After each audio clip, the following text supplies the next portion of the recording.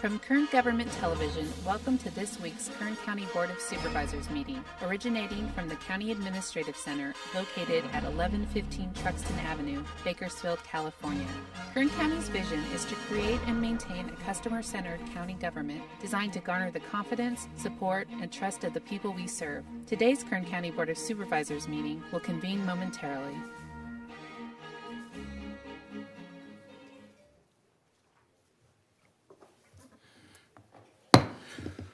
Board to reconvene. Madam Clerk, please call the roll. Supervisor Peters. Here. Supervisor Scrivener. Here. Supervisor Maggard. Here. Supervisor Couch. Here. Supervisor Perez. Here. Okay, good morning and welcome to the Tuesday, February 23rd, 9 a.m. meeting of the Kern County Board of Supervisors. We'll begin today's meeting with a flag salute led by Supervisor Perez. Following the Pledge of Allegiance, please stay standing for a moment of prayer, silence, or meditation, whichever you prefer. Thank you, Chair. Please stand. Salute. Pledge. I pledge allegiance to the flag of the United States of America and to the republic for which it stands, one nation, under God, indivisible, with liberty and justice for all.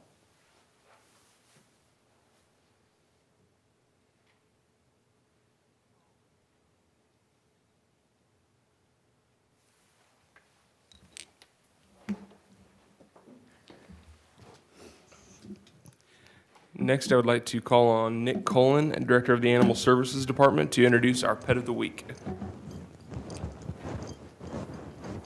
Good morning. Good morning, Nick. Who do we have here today? This furry fellow with terrible breath this morning, wearing long johns. This is Asher. Asher's about a 6-month-old.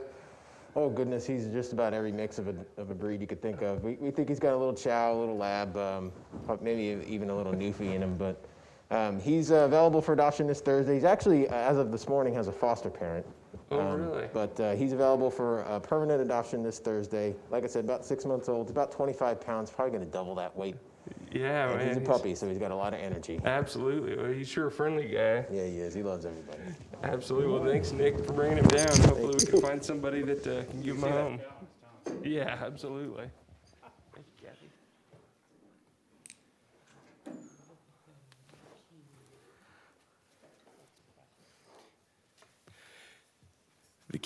The County of Kern has provided notice that as a result of the declared federal, state, and local emergencies due to the COVID-19 pandemic and in light of the governor's order, this Board of Supervisors meeting is not physically open to the public. Testimony and general public comment are accepted via email or voice message to the clerk of the board's office prior to today's meeting, and live comments via teleconference will be heard during the meeting. We will begin by considering the consent agenda. All items listed with a CA above the items are considered to be routine and non-controversial by county staff. Consent items will be considered first and may be approved by one motion. If a member of the public wishes to comment or ask questions regarding an item on the consent agenda, they may do so prior to a vote being taken. A member of the board may remove an item from the consent agenda and it will be considered in listed sequence with an opportunity for any member of the public to address the board concerning the item before action is taken. A member of the public may also comment on any closed session item. At this time, I will read the consent agenda item numbers. And that is items 1 through 2 and 5 through 7 on page 1, items 9 through 12 on page 2, 15 through 16, and 18 through 22 on page 4, 23 through 28 on page 5, 29 through 36 on page 6, and 37 and 30 through 39 on page 7. I would also like to note that item number 8 under Auditor, Controller, County Clerk has been withdrawn by the department and won't be considered today. Madam Clerk, is there any members of the public wishing to speak on the consent agenda? No, we have no public comment on any consent agenda items this morning. Thank you. Are there any members of the board that would like an item removed for discussion? Okay, then I would entertain a motion to approve. Motion to approve consent. Thank you. Okay, great. Is there a second? Second? Okay, we have a motion and a second. Yeah, can we have a vote? Okay, perfect. Since First time not doing roll call. This is our first time with all members present, Mr. Chairman, so the board can cast their votes and we'll display the vote. Perfect, thank you. Oh. The button's broke. The button. Do we want to revote so it's displayed correctly? Sure, thank you. Let's see if Supervisor Maggard's button's going to work this Okay, time. let's try it again. Okay. Okay, there we are. We are looking good. All right. ayes. Perfect. Thank you. Okay, the board will now consider item number 3, public presentations. This portion of the meeting is reserved for persons to address the board on any matter not on this agenda, but under the jurisdiction of the board. Board members may respond briefly to statements made or questions posed. They may ask questions for clarification, make a referral to staff for factual information, or request staff to report back to the board meeting report back to the board at a later meeting. Also, the board may take action to direct staff to place a matter of business on a future agenda. Speakers are limited to 2 minutes. Please state and spell your name before making your presentation. Madam Clerk, is there any members of the public wishing to speak at this time? Mr. Chairman and members of the board, the public comment that we've received for public presentations consists of a packet of emails, 6 emails plus many email threads. You have received this packet. It's entitled Public Comment Concerns About Bakersfield and Safe at Home. And this is regarding the Safe at Home program. So you have received all of those emails. We also have 2 voice messages that we're going to play and listen to.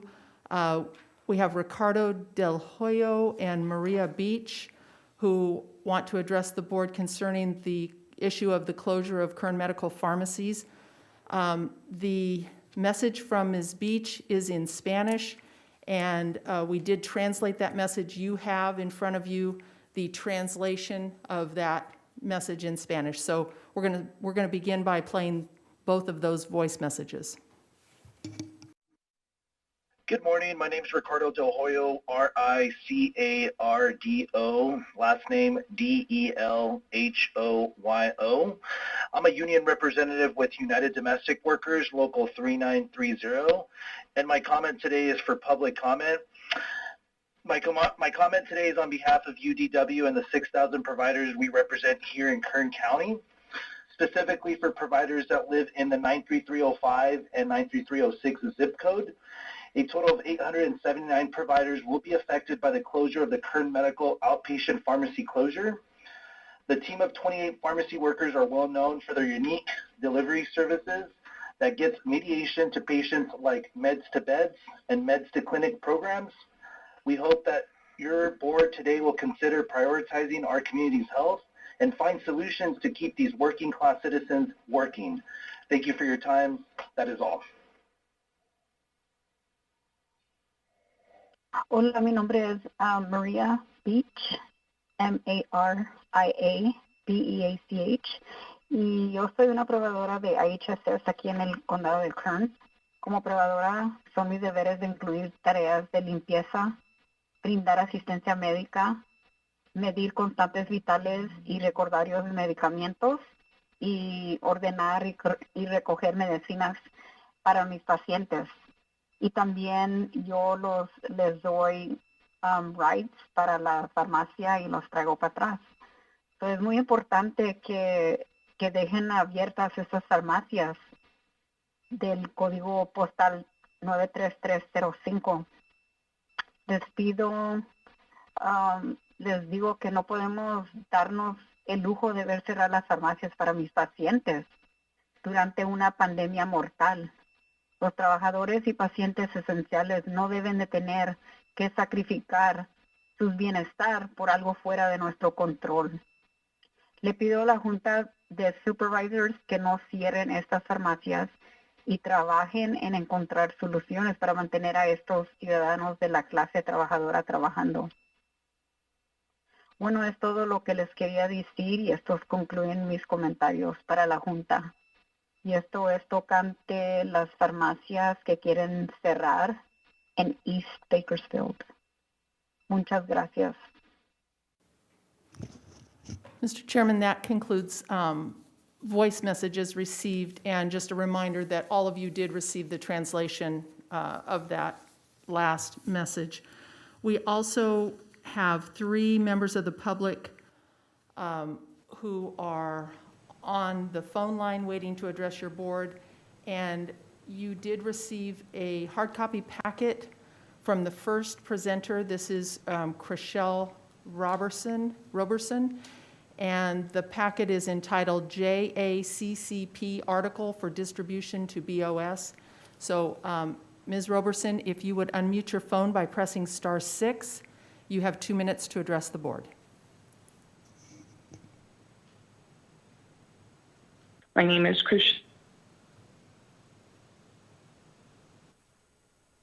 Hi, thank you. My name is Chriselle Roberson, Krachele, Roberson, Roberson. And I would like to speak about the closures today. I'm a pharmacy technician at Kern Medical Pharmacy, going on 12 years now, and I'm also a member of the local SEIU Local 521. Although I live and am a voter in Supervisor Perez's district, I need to talk about an action that will greatly impact our patients who happen to be constituents in all of your districts. And that is the closure of Kern Medical's outpatient pharmacies, slated to happen here in a few short months. I want to touch on just one of the many invaluable services we provide at these pharmacies.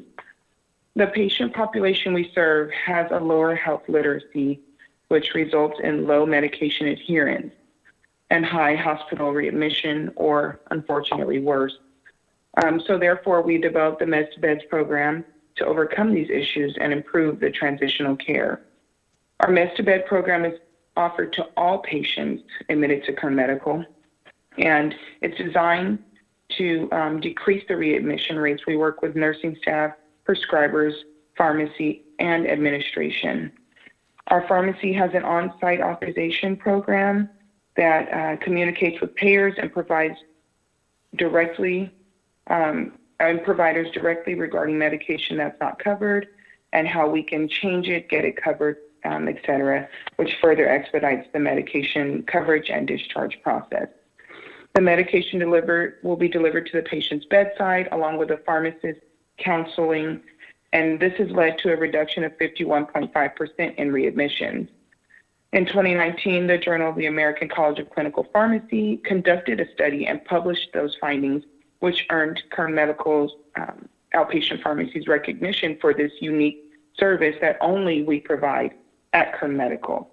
I provided the article for your guys' review, and I at this time asked the Board of Supervisors to come together, prioritize the health of our community, and find solutions to keep our pharmacies open permanently.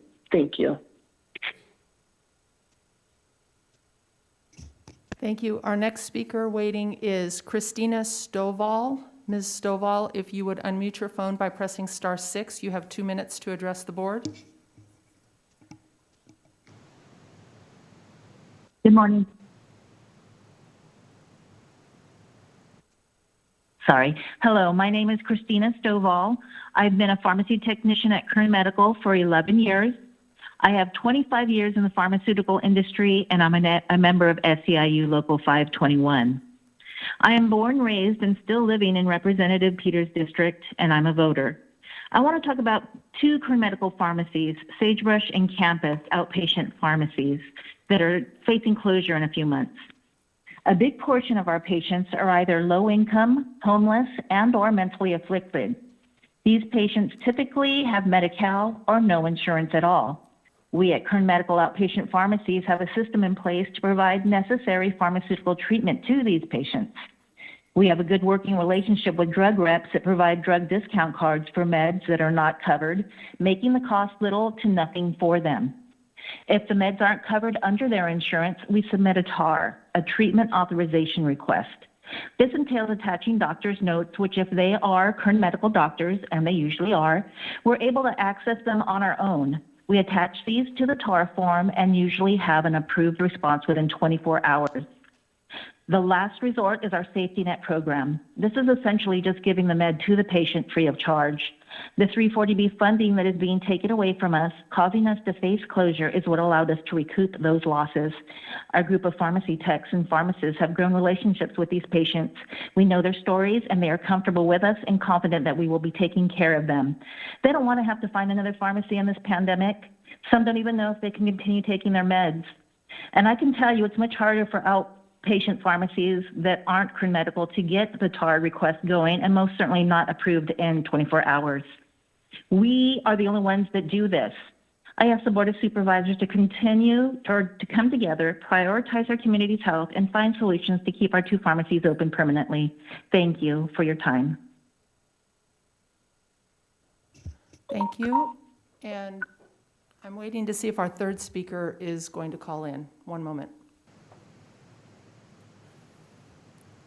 I just wanted to put out there that I'm not sure if it's known by these callers, but the state delayed that change in the Medicare pharmacy reimbursement. So as of right now, I don't believe Kern Medical is planning on closing any of their pharmacies.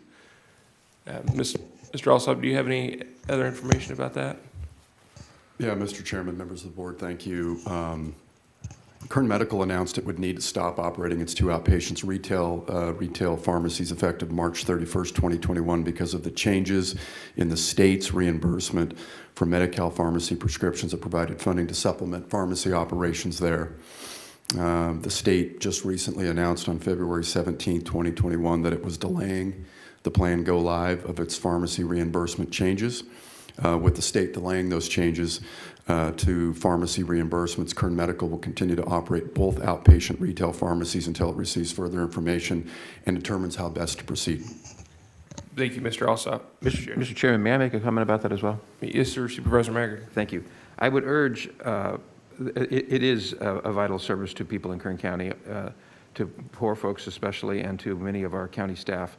But the most important way that SEIU can change this outcome is to lobby the governor to not change the Medi-Cal reimbursement rate that the county receives. That is the seminal point from which this emanates. So they have great influence in Sacramento. I hope they use all their influence to convince him not to change that reimbursement, to not just our hospital, but hospitals all over California that all take care of poor people. Supervisor Perez. Well, I guess I am kind of poor these days, Mike, truth be told. But that is my pharmacy as well, a pharmacy for my family, for my children, and frankly, for most of the workforce of Kern County. It is concentrated heavily in the 5th District. We have been bombarded by desperate emails, phone calls, and really pleas from the public to not allow this to occur. It was very late in the game when it came to my attention, but it is shocking to me and stunning that this is even a possibility. And I'm so thrilled to see that it has been delayed, but this is something that we really need to work together. Thank you, Mike. Your suggestions about SEIU, I think, are spot on.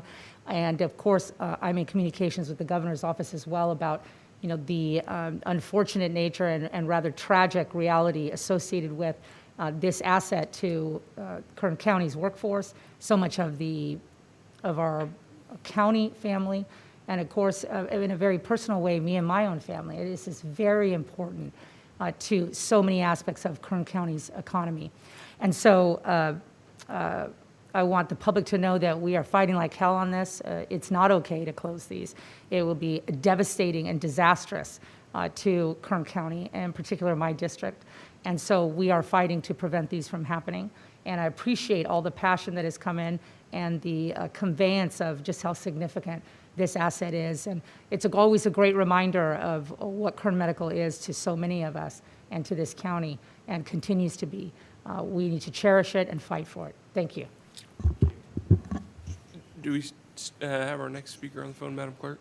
Yes, Mr. Chairman, we do have our last speaker under public presentations. That would be Sherry Anchetta. Ms. Anchetta, if you would unmute your phone by pressing *6, you have 2 minutes to address the board.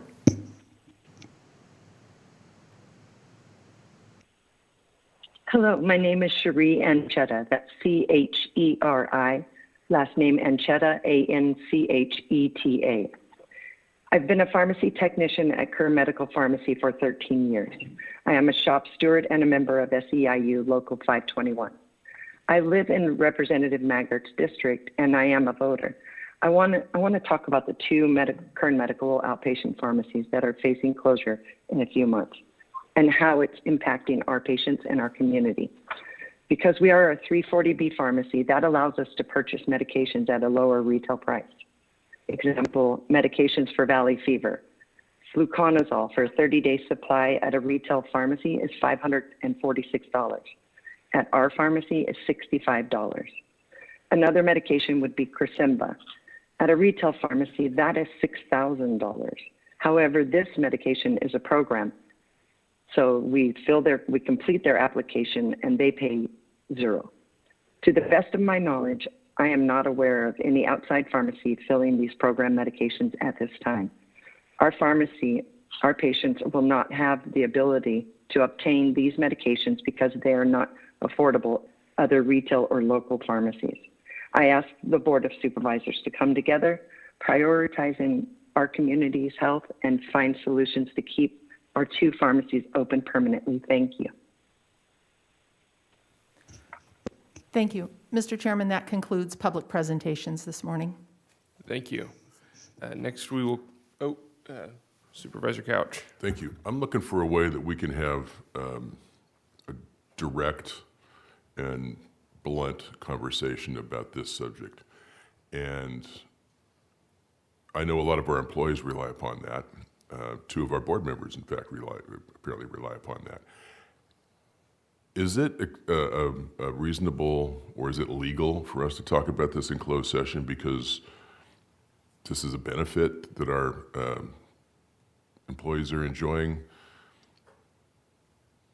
And specifically, I'm interested in, should we at least fund this through the end of the fiscal year? Should we fund it through the end of some, contractual terms? What are the options that we have is what I'd like to discuss.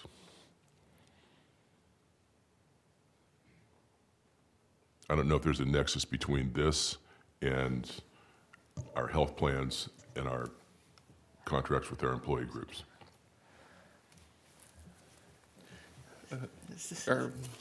Chairman Peters, through the chair. Supervisor Couch, I'm not certain. I don't have the terms of the MOU in front of me to know if that was a negotiated component with SEIU or other county labor organizations. But if it was a negotiated term of an MOU, then the MOU's labor negotiations can be discussed broadly within closed session. But I don't know if that. I don't know if Mr. Alsop knows that. That's something that we can look into. So I guess I'd like to have that brought back to us in the appropriate format, whether it's in closed session because of that, or whether it's just a discussion here in open session. If the board agrees, but I'd like us to have some discussion about this subject. Thank you, David. I would support that as well. I don't know if you're making a motion. Well, I don't know that we need one, but if we do, I'd be happy to move that. Supervisor Scribner. Mr. Alsop, can you remind us, thank you, Mr. Chairman, can you remind us how much Kern Medical would bleed if the state cut off this funding, like as they were originally having to contemplate? I mean, I know that there's been a delay put on at this point, but I mean, I remember it being a huge dollar amount that Kern Medical would lose out on if they kept these pharmacies open with the state cutting the reimbursement. Mr. Chairman, Supervisor Scribner, members of the board, it's $2.5 million annually. $2.5 million annually. And so is this a decision that is for us to make to fund that, or is that something that the authority would have to contemplate continuing to fund? The hospital authority, working with the CEO of Kern Medical, would determine the direction on these pharmacies. Thank you. Right now, they're postponed, as I reported, and they'll be making a decision based on direction from the state on whether or not they will proceed. Thank you. Chairman. I'm sorry, go Supervisor Perez. Thank you, Supervisor Couch, for raising these issues. I really appreciate it. Ryan, I'm a little concerned about the lack of urgency from your office and the lack of action on what is a profoundly problematic issue for Kern County. I understand it may not be your problem, or it may not be most people's problems. This is a major issue for Kern County. I don't really feel a lot of concern or urgency about addressing this issue. And Supervisor Couch, thank you for taking some leadership and saying that we need to have this conversation, because this board makes decisions all the time about where it spends its money and what's important. And I think it's imperative that we do that here. Mr. Alsop? Yeah, Mr. Chairman, Supervisor Perez, yeah, I think that your board can ask Mr. Judd to come before your board to give a presentation on this issue. And I think he could walk through how the state's reimbursement process works and what these impacts potentially are on hospital operations relative to the pharmacies and the financing, et cetera. I think it might be a good idea to do that. But again, the state has delayed their go-live plan, and at this point, it seems indefinite. We don't have any understanding of when they're going to announce whether or not to proceed.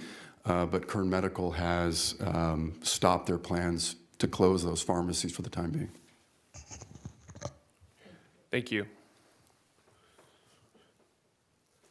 Do we, I'm not sure, do we need a motion to make that staff referral, or are we just? I don't know. I'm not 100% sure. Don't feel like the Lone Ranger in not knowing that. Chairman Peters, I don't think a motion is necessary. I think direction's been given. Okay. And, Mr. Alsop and I will look into this. Great, thank you.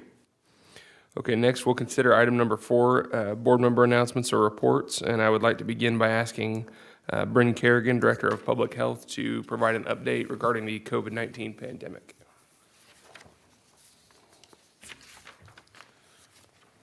Good morning, Mr. Chairman, members of the board. I'm going to start by giving us an update on the blueprint for a safer economy.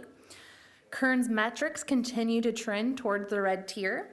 Today, the state will announce that our testing rate here in Kern is 286 per 100,000 people. Our unadjusted case rate is 16.8 per 100,000 people. Our adjusted case rate is 18.5 per 100,000 people. And a reminder that that red tier trigger is 7 per 100,000 people. Our testing positivity rate countywide is 8%, which does meet red tier criteria, so that's exciting news for us this morning. Our lowest quartile positivity rate is 10.9%, and it needs to be at 8% or lower for the red tier. Kern's daily cases and case rate are steadily decreasing from our highest case rate of 84.7 per 100,000 people on December 18th. We believe that Kern County is on the tail end of the winter surge, but now is not the time to let our guards down. We're making great progress, and we need to continue in this direction to get back into the red tier. We must continue to maintain our health by eating healthy and exercising, wearing a face covering when we leave our houses, practicing physical distancing, washing our hands often, staying home when we're sick, and most importantly, getting the vaccine when eligible and available. Because I mentioned our case rate is 18.5, this means exciting news for our schools. Kern County's case rate is now below the 25 per 100,000 people, and that is important for those TK through 6th grade schools. For those who did not reopen when we were in the red tier last time, they can now reopen. They have 3 weeks to reopen, even if our case rate exceeds 25 per 100,000 people next week. Junior high and high schools that did not reopen during the last time the county was in red have to wait until the county is officially in the red tier again. Last week, the state released new guidance for youth and adult recreational sports. This guidance allows outdoor moderate contact and high contact sports to occur in the red and purple tiers of the Blueprint for a Safer Economy when the county's adjusted case rate is at 14 per 100,000 people or less. This guidance is effective February 26, 2021. As of yesterday, the county has received 119,935 doses of the COVID-19 vaccine. As of this morning, 113,235 doses have been administered in Kern County, with 105,116 Kern County residents being at least getting their first dose. This is not the total number of vaccines administered in Kern County. This is solely the number of doses given to our residents. Until last week in Kern County, we continued to prioritize those who are 65 of age and older. In Kern County, there are an estimated 140,000 people who are healthcare workers or who are 65 or older. As of this week, Kern County has only received enough vaccine to cover 43% of this population. Nationally, 8 of the 10 COVID-19 deaths are in adults 65 and older. And this population is at significant risk of hospitalization and death than younger age groups. Specifically in Kern, 67.5% of our deaths are in this age group, which only represents 11.6% of our population.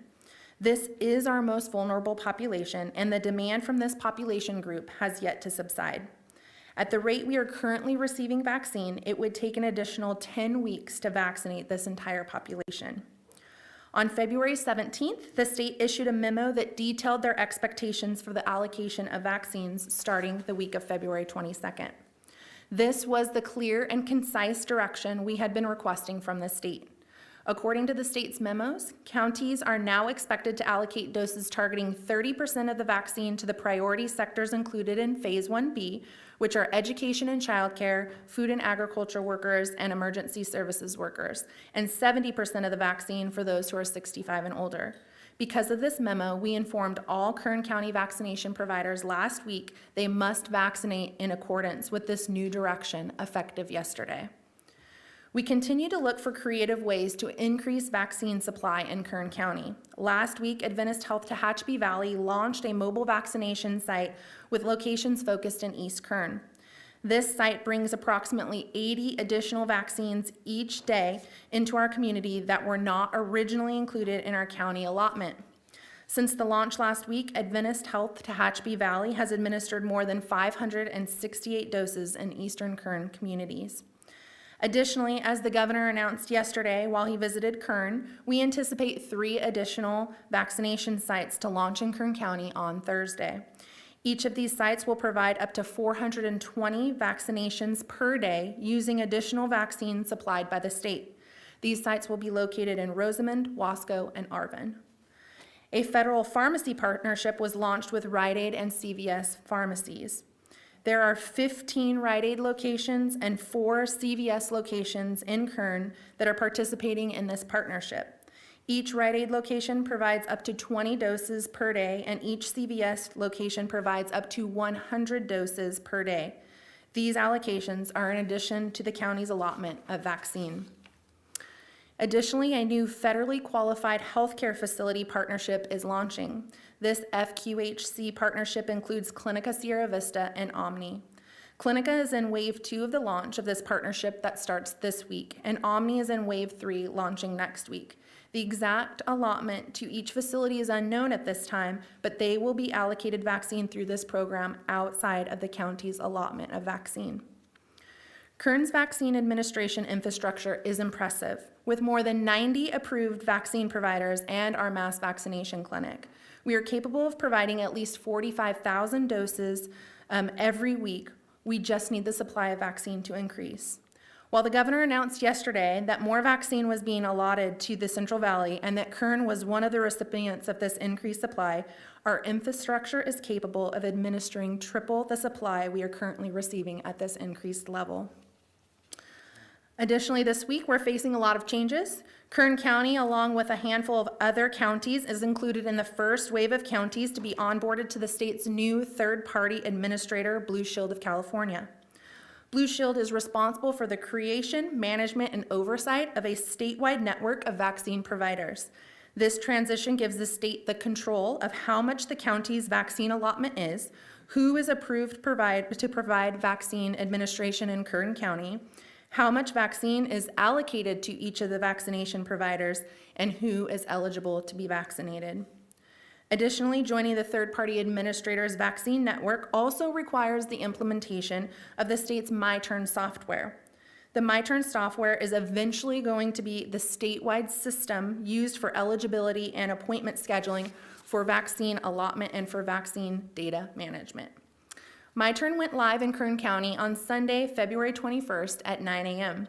Kern County residents now use MyTurn to sign up for appointments at the mass vaccination site at the fairgrounds for first doses. The second dose appointment is also made at the same time. The state also operates a MyTurn call center that can be used to schedule appointments for those who do not have internet access or who prefer to make their appointments by phone. The state's MyTurn software now determines vaccine eligibility. When launched, MyTurn only allowed those who are 65 and older and healthcare workers to make an appointment for a vaccine. That was rectified last night to reflect the correct eligibility criteria for Kern County in MyTurn. Mr. Chairman, members of the board, that concludes my update. Thank you, Ms. Kerrigan. See Supervisor Maggard like to comment. Thank you, Mr. Chairman. Thank you, Ms. Kerrigan, for your report, and I want to just amplify a couple of things and have you clarify a couple of things for us, please.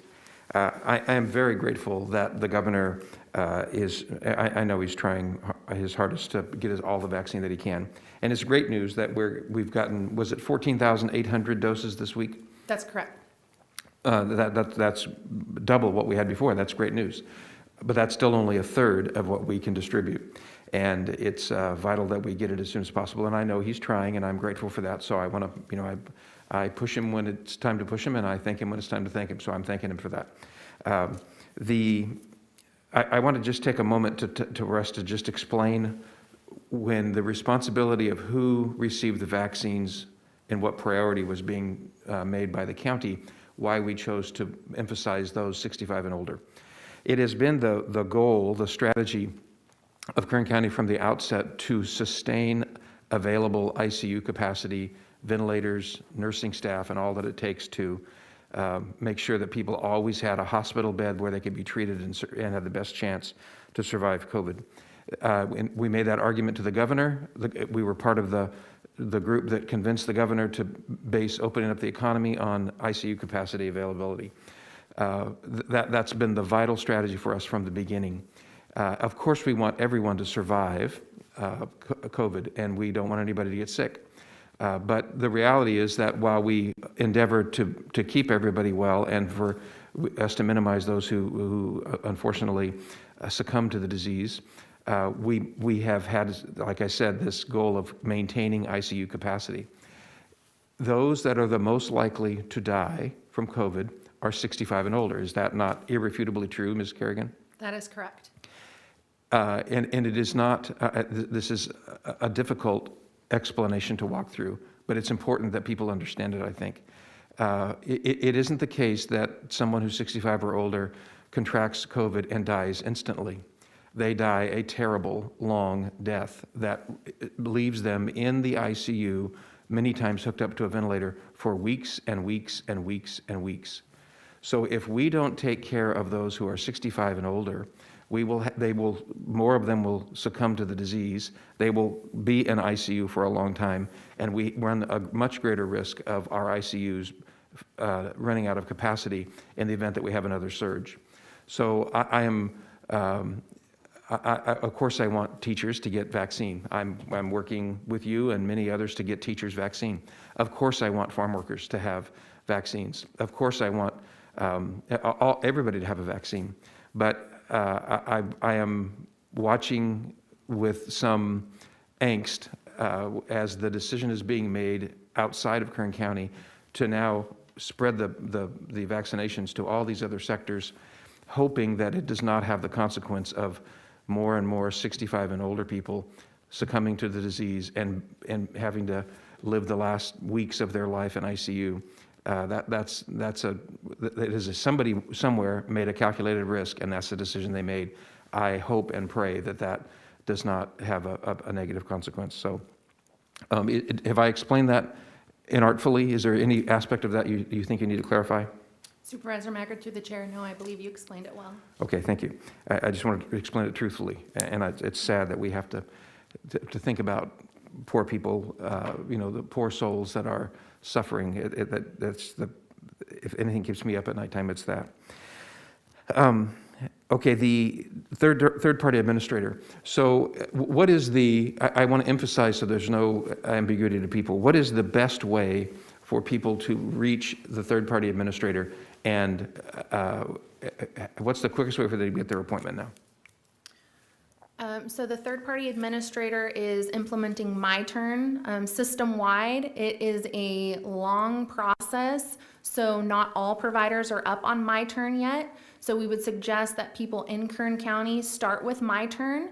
They can see if there's any available appointments. They can sign up to get notifications when there are available appointments, but they can also utilize the interactive map that's on Kern County Public Health's website to reach out to those providers that are still in the MyTurn onboarding process. Okay, particularly to elderly folks, what you just said might as well be Greek. They do not know what you just meant by those words. So for those that are able to get on a computer and access a website, what is the website that they should contact? That's not a criticism of you, it's just a reality that my poor mom, not only did she not comprehend how to do it, but she couldn't see the keyboard to get it done. So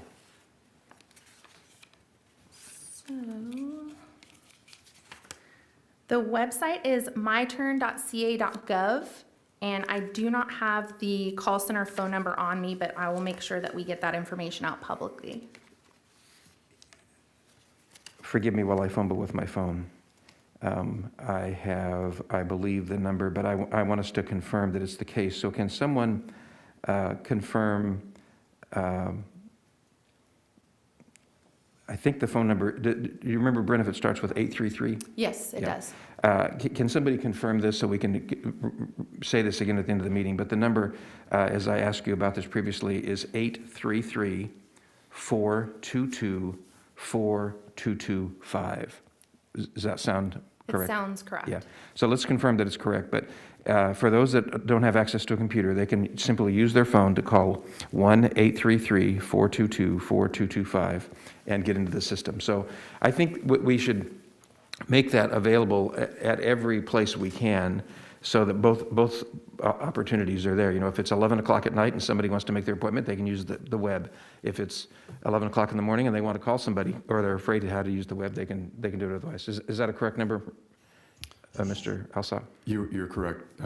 Area code 833-422-4255. Hold on a minute. I have 4225. Did you say 4255? Yeah, it is on the web, myturn.ca.gov, or you can call area code 833-422-4255. 4255, thank you. So I would ask Brent if you can help us, sorry, Ms. Kerrigan, I'd ask Ms. Kerrigan if you could help us get that number at the beginning of whatever if they see our website, if they have, if we have advertisements, if have everybody have it readily available, if they call the health department, every place we can, make sure it's in media releases so that the evening news can have it on every place there is our Latino task force. Let's push that everywhere to make sure that people can get it as quickly as possible. And is it not the case that we are, can you just give us a little bit of input and insight into how we are trying to help schools reopen by helping teachers, now that they are available, eligible for the vaccine, to be able to get shots? Certainly, Supervisor Maggard through the chair. So we have Bakersfield City School District is currently an approved vaccination provider in the county. They have received an allotment of vaccine that they can start using in their wellness clinics. Additionally, there are multiple other providers like urgent cares that are looking to contract with school districts to come on site to vaccinate their teachers to get them back into the classroom as soon as possible. They're also now eligible for vaccine at any of our approved providers, as our approved providers are required to allocate 30% of their vaccine allotment to those in Phase 1B, which includes educators, so they can sign up for an appointment at any of our approved providers as well. Thank you. Now can we walk through the same scenario for farm workers? What are we doing for farm workers, and how do they, how is the scenario changing for them? Absolutely. So Supervisor Maggard, through the chair, Wonderful is an approved vaccination provider, so they are providing vaccinations to our agriculture workers.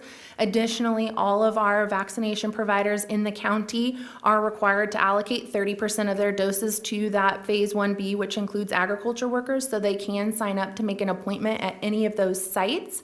And we are in the process of looking at potential mobile sites that can go into the areas where our agriculture workers are working. Very good, thank you. One last thing, and I realize I go on and on about this, but man, when I look back someday on all my time in government, there will never been a season more important than this to actually save the lives of people. So I'm just really passionate about it. So I hope my colleagues forgive me for my exuberance about it. But one last thing for this morning. Is it March 15th, when the time comes that those who are less than 65 but with comorbidities, they have some other reason that they are very vulnerable, but they are less than 65.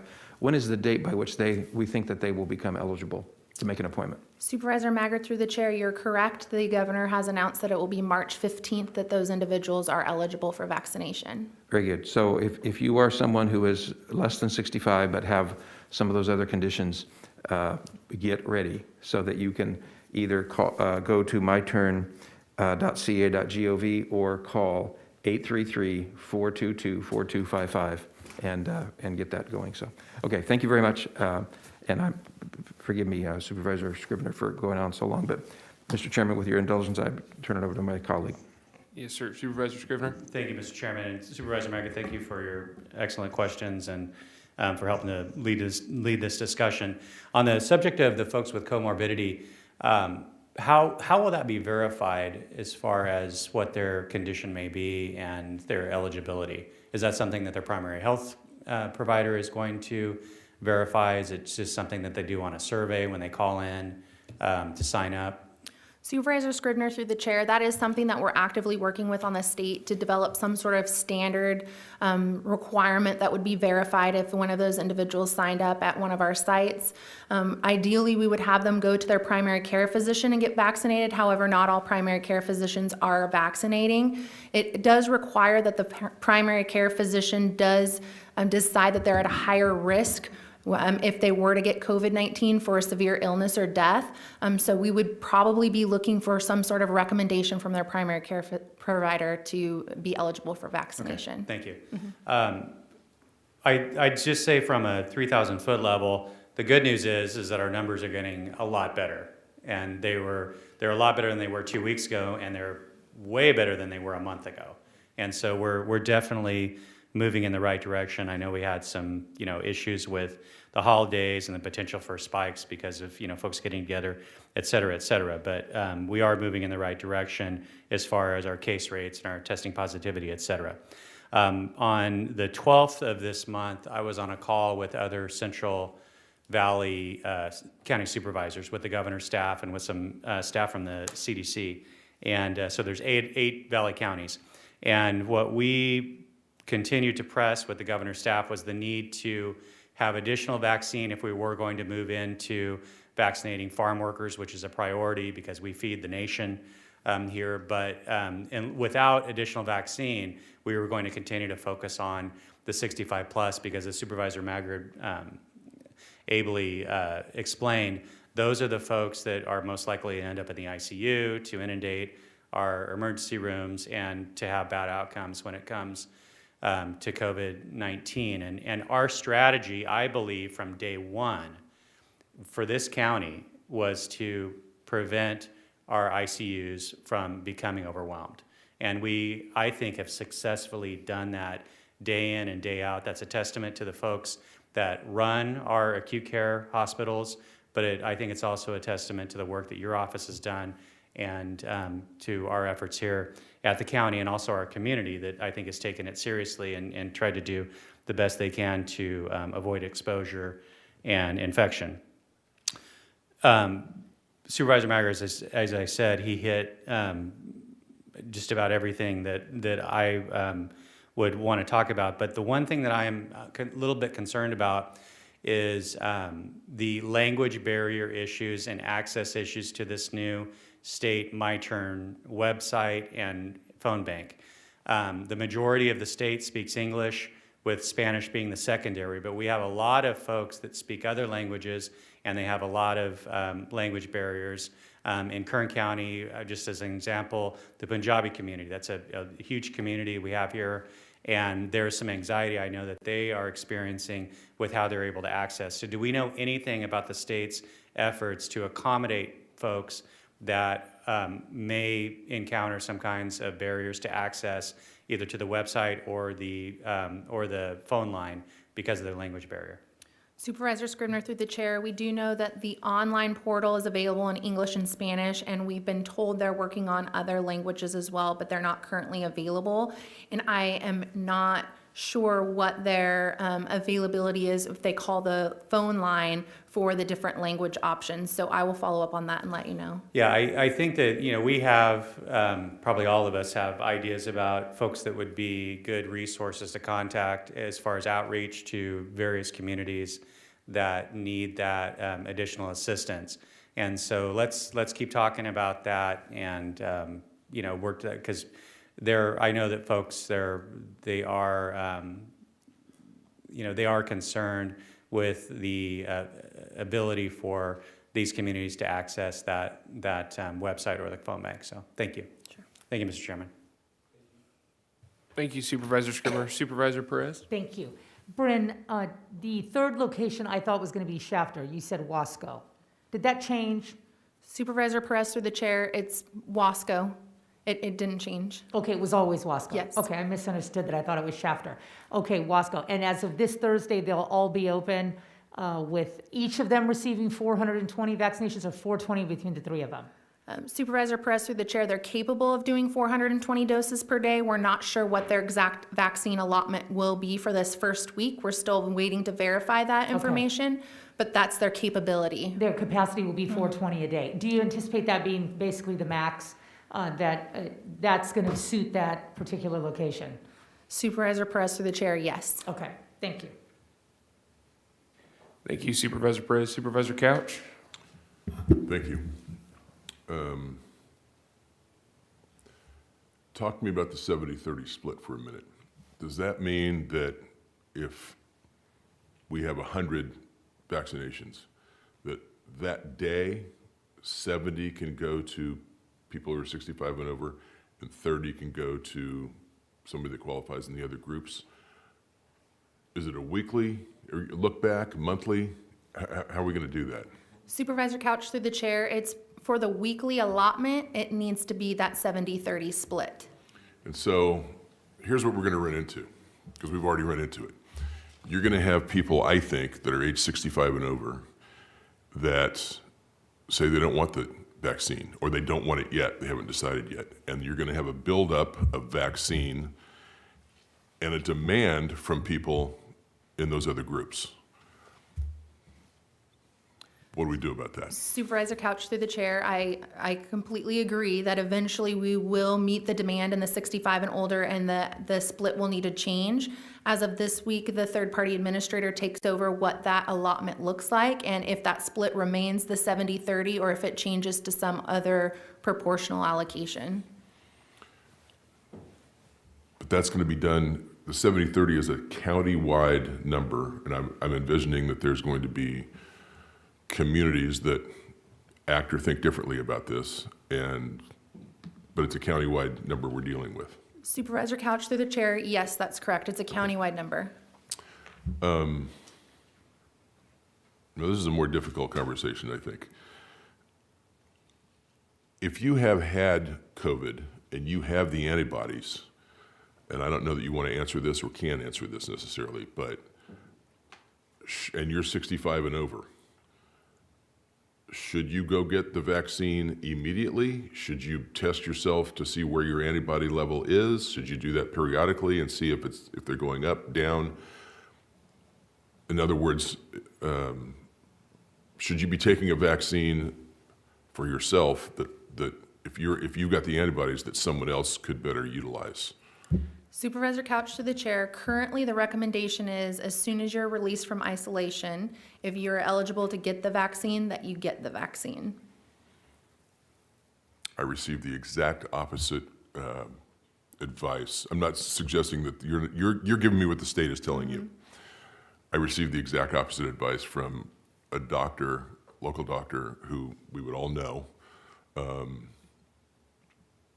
Although he said it's important to test for antibodies on some sort of a regular basis. Where would we go to test for antibodies other than maybe the blood bank if you wanted to donate convalescent plasma? Supervisor Couch, through the chair, I'd have to get back to you with that information. Okay, I'd be interested. And is there a test just for testing for antibodies? Supervisor Couch, through the chair, yes, there is. There is, okay. Okay, when you get me that information, I have maybe a little more I'd like to talk to you about. Okay. Thank you. Thank you, Supervisor Couch. Supervisor Perez? Thank you very much. Thank you, Chairman, very much. Are we making space for Sunday allotments, given that farm workers are off on Sundays and that would be the day that they could get in and receive a vaccination? Have you incorporated that into your plan? Supervisor Perez, through the chair, yes. In our expansion plan for the fairgrounds, we are talking about expanding to Sunday, especially since our vaccine deliveries happen on Tuesday. So we are looking at that.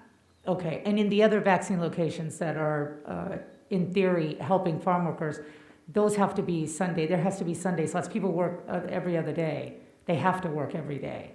So we have to make the Sunday slot a priority. I'm not sure if you know that, but I assume that you're committed to that. Absolutely. Thank you. The My Turn website, I might have missed this, but are they prioritizing the second dose of vaccines, or where does that rank in their prioritization? Chairman Peters, they are prioritizing the second vaccine. In fact, when you make your first dose appointment, you also make your second dose appointment at the same time to ensure that you have your appointment already made 3 or 4 weeks later, depending on the manufacturing product that you get. Perfect. Are there any other questions from the board for Ms. Kerrigan? Thank you. Okay, thank you very much. Are there any other reports or referrals from the board? Okay, I would like to announce that the Board of Supervisors will be holding a special meeting to conduct a public hearing on Monday, March 8th, 2021 at 9 a.m. to consider revisions to the Kern County zoning ordinance and supplemental recirculated environmental impact report to consider implementation of a land use approval process for oil and gas exploration, extraction, operation, and production activities. A separate mailed and posted public notice has been provided as required by law. And lastly, with the board's approval, I would like to ask staff to draft a letter of support from the board for California Senate Bill 39. Since March 2020, the Employment Development Department has paid out billions of dollars in fraudulent unemployment benefits, and SB 39 will strengthen the protections against these fraudulent claims. And I believe that's a worthy cause for the board to support. So if we could get that back at our next meeting with the board's support, I'd like to refer that to staff. Fine by me. All right. It's okay with me if you just sign the letter. Perfect. I mean, do you need a motion for that? Or? I'm not sure. I don't think so. Great. Okay, since item number 8's been withdrawn, we'll now consider item 13 under the CAO's office, an update on the Kern County M Street Navigation Center at 2900 M Street in Bakersfield.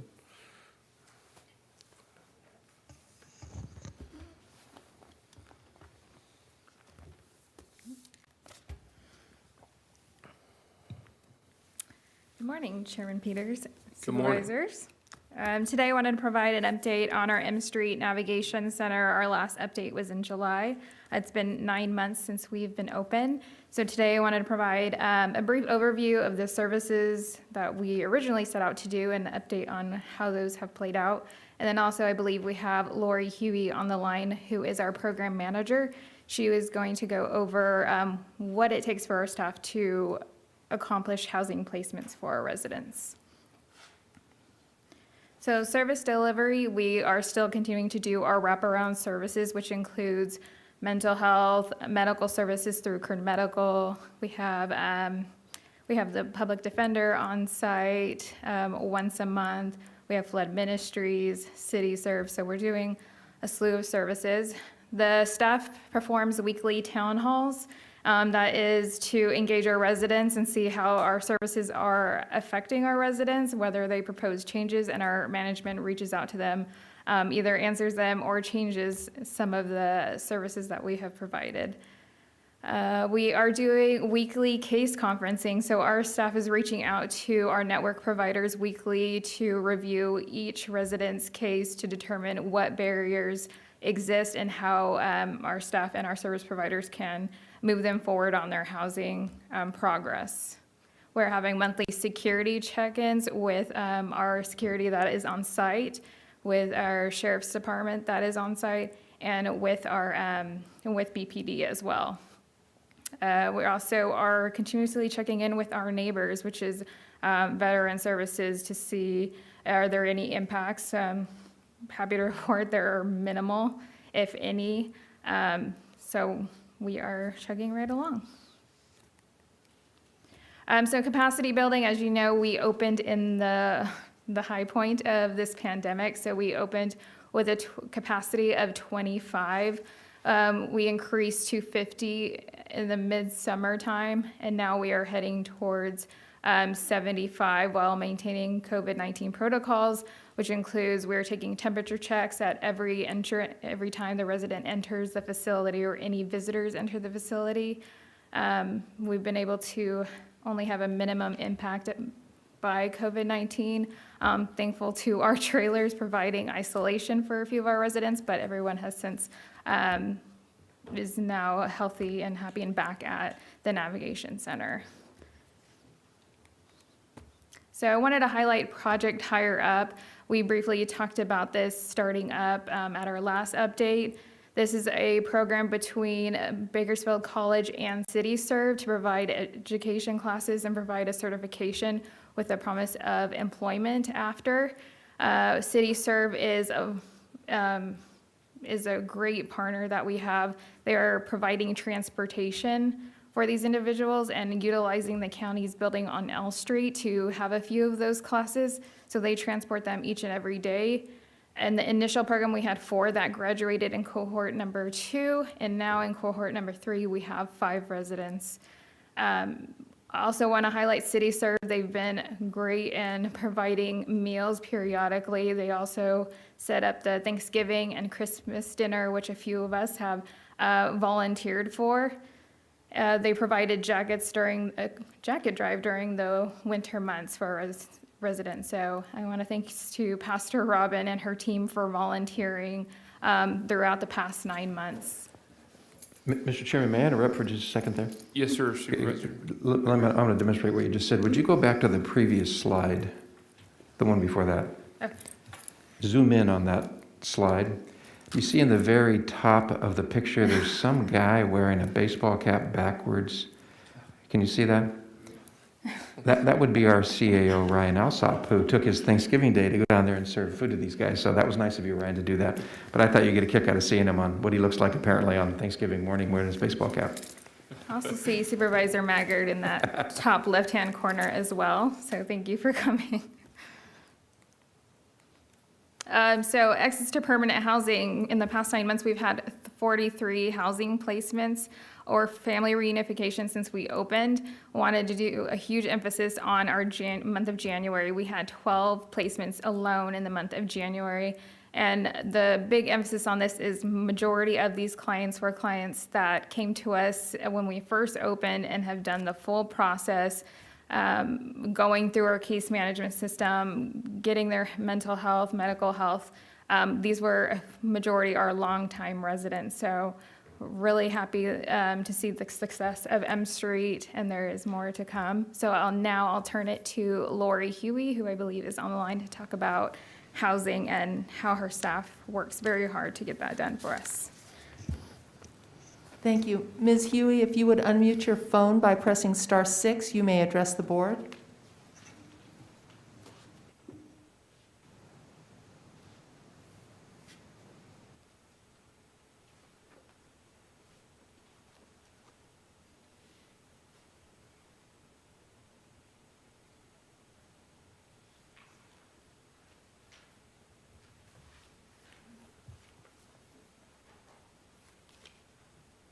Ms. Huey, I can see that your phone is unmuted, however, we're not able to hear you.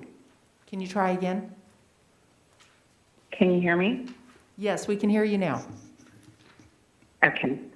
So my name is Lori Huey, LAURIEHUGHEY, and I'm the program manager for the M Street Navigation Center.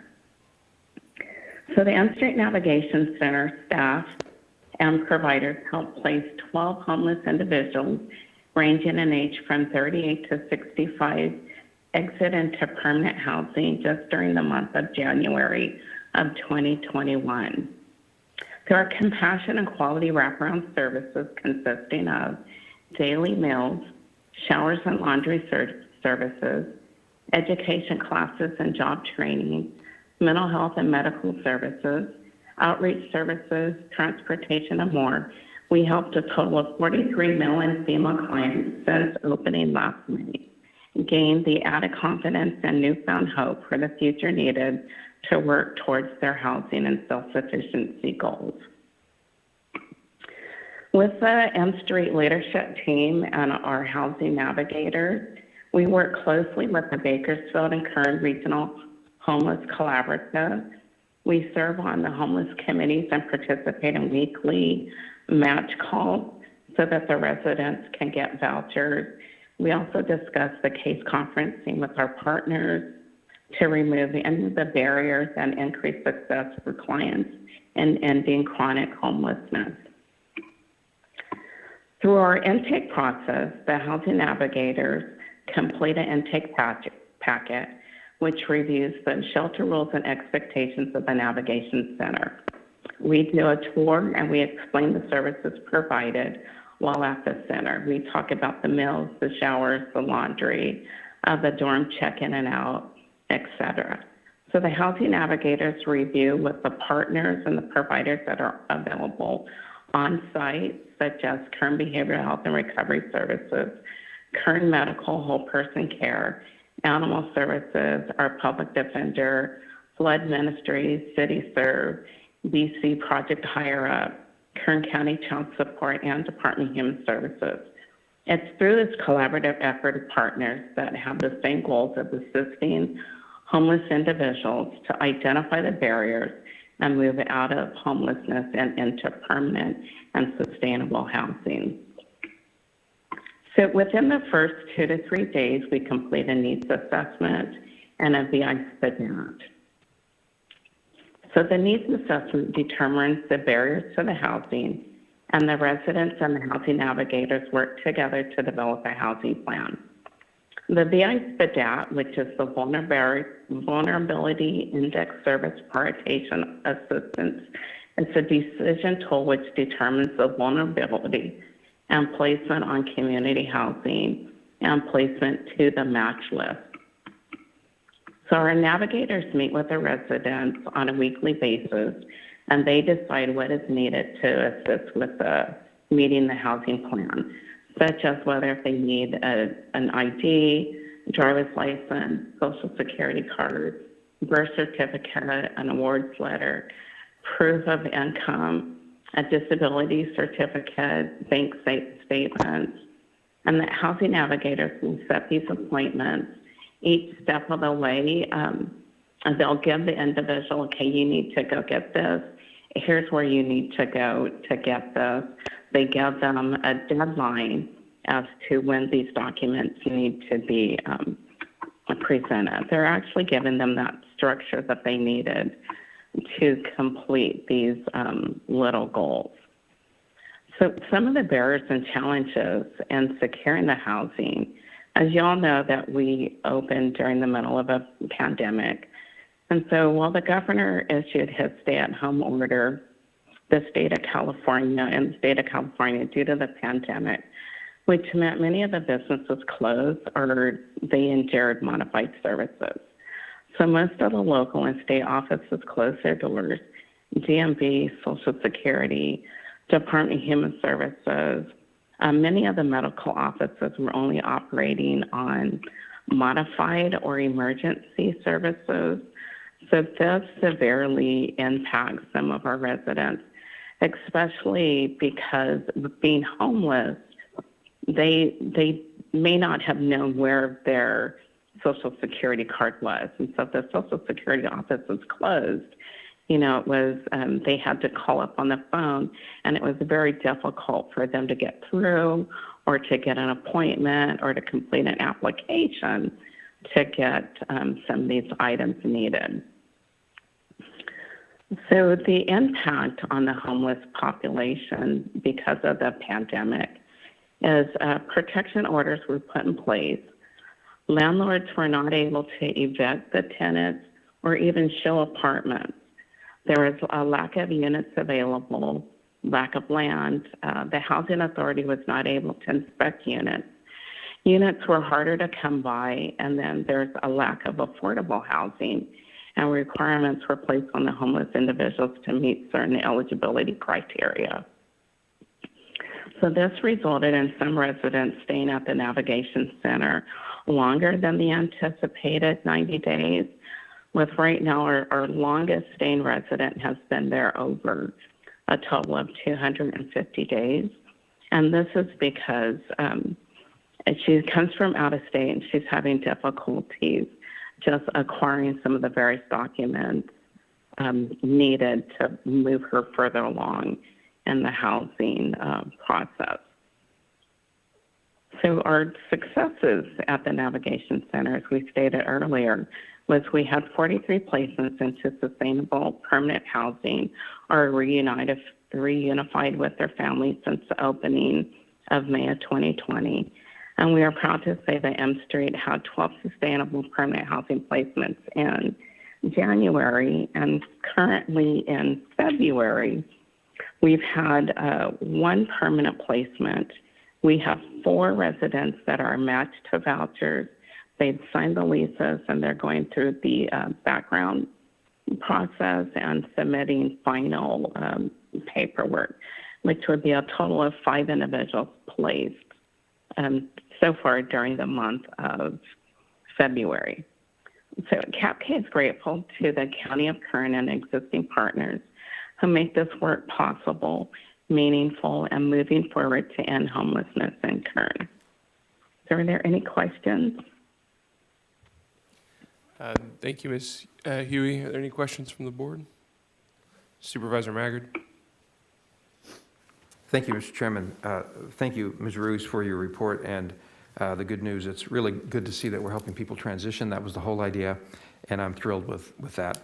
I want to thank the CAO's office for their leadership in this and their willingness to just jump in, you know, feet first, neck deep. You guys fully engaged, and I'm grateful for that. So thank you to Mr. Alsop and his staff, but thank you particularly to Amanda Ruiz for her help in that regard. And I want to also thank CAPK, Community Action Partnership of Kern, for they are a vital partner with us in this. They provide the day-to-day management of the operation. And Sheila, help me pronounce her last name correctly. Is it Shigos? Shigos.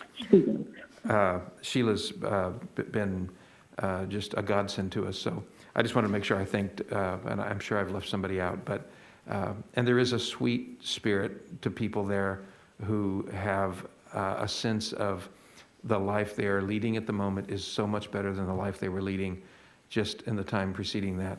And I can't wait till we can get more and more people through this and we can help them transition on with their life. So thank you, you guys.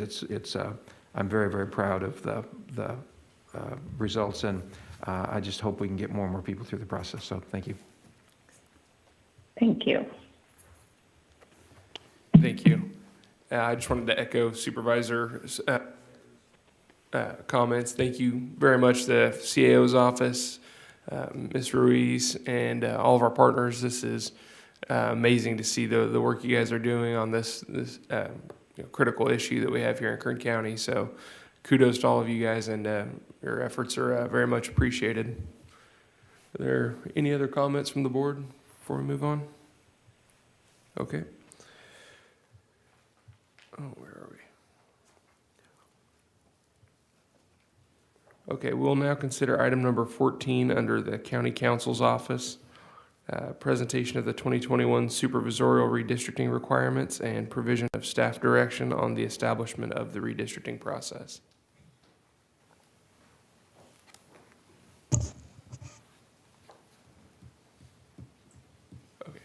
Ms. Rezon?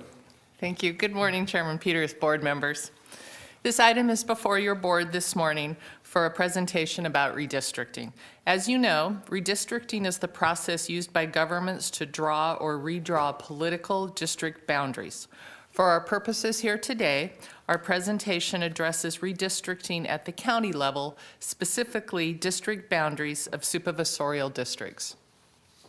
The census data collected every 10 years is used to draw maps to account for the ways that populations have changed and moved across states, counties, and districts, keeping in mind the idea of one person, one vote, and is used so that our supervisorial districts shall be substantially equal in population.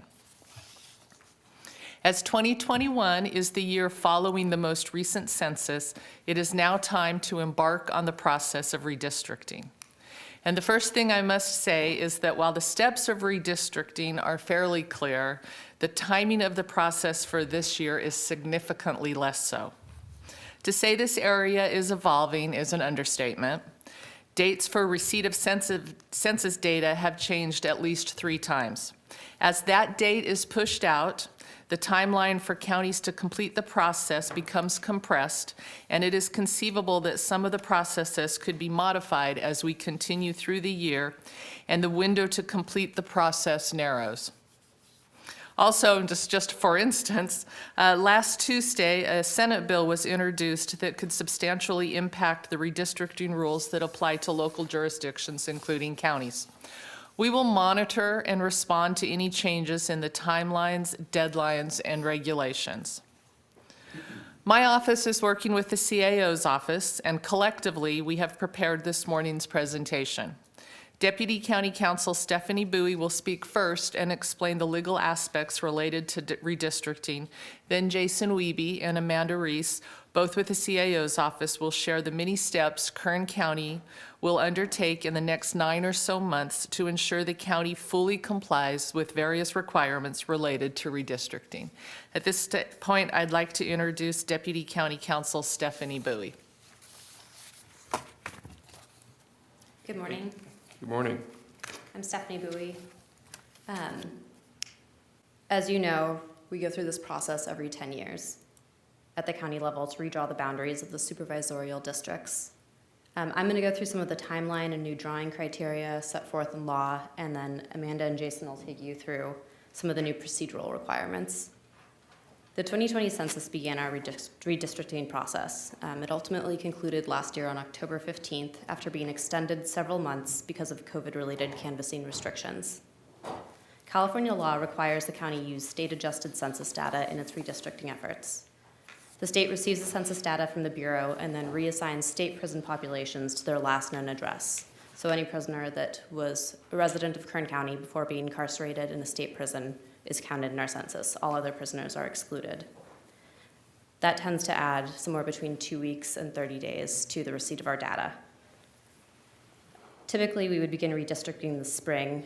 As Ms. Rezon mentioned, we are expecting significant delays. The most recent update from the Census Bureau is a September 30th expected delivery date to the states, which means the county may not receive data to begin its redistricting until as late as October 31st.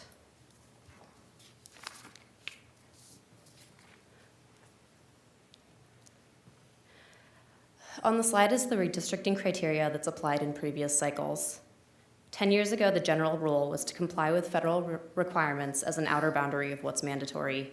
As long as those were satisfied, state law gave the county discretion to balance traditional principles and meet its policy goals. The big 3 federal considerations are population equality, Federal Voting Rights Act, and protections against racial gerrymandering. Population equality is the most important criterion. Districts must be nearly equal in total population. The general rule of thumb is that if a map has a total deviation of less than 10%, it's presumptively valid. California case law suggests that the safe harbor is actually 3% and that the 10% deviation can be challenged.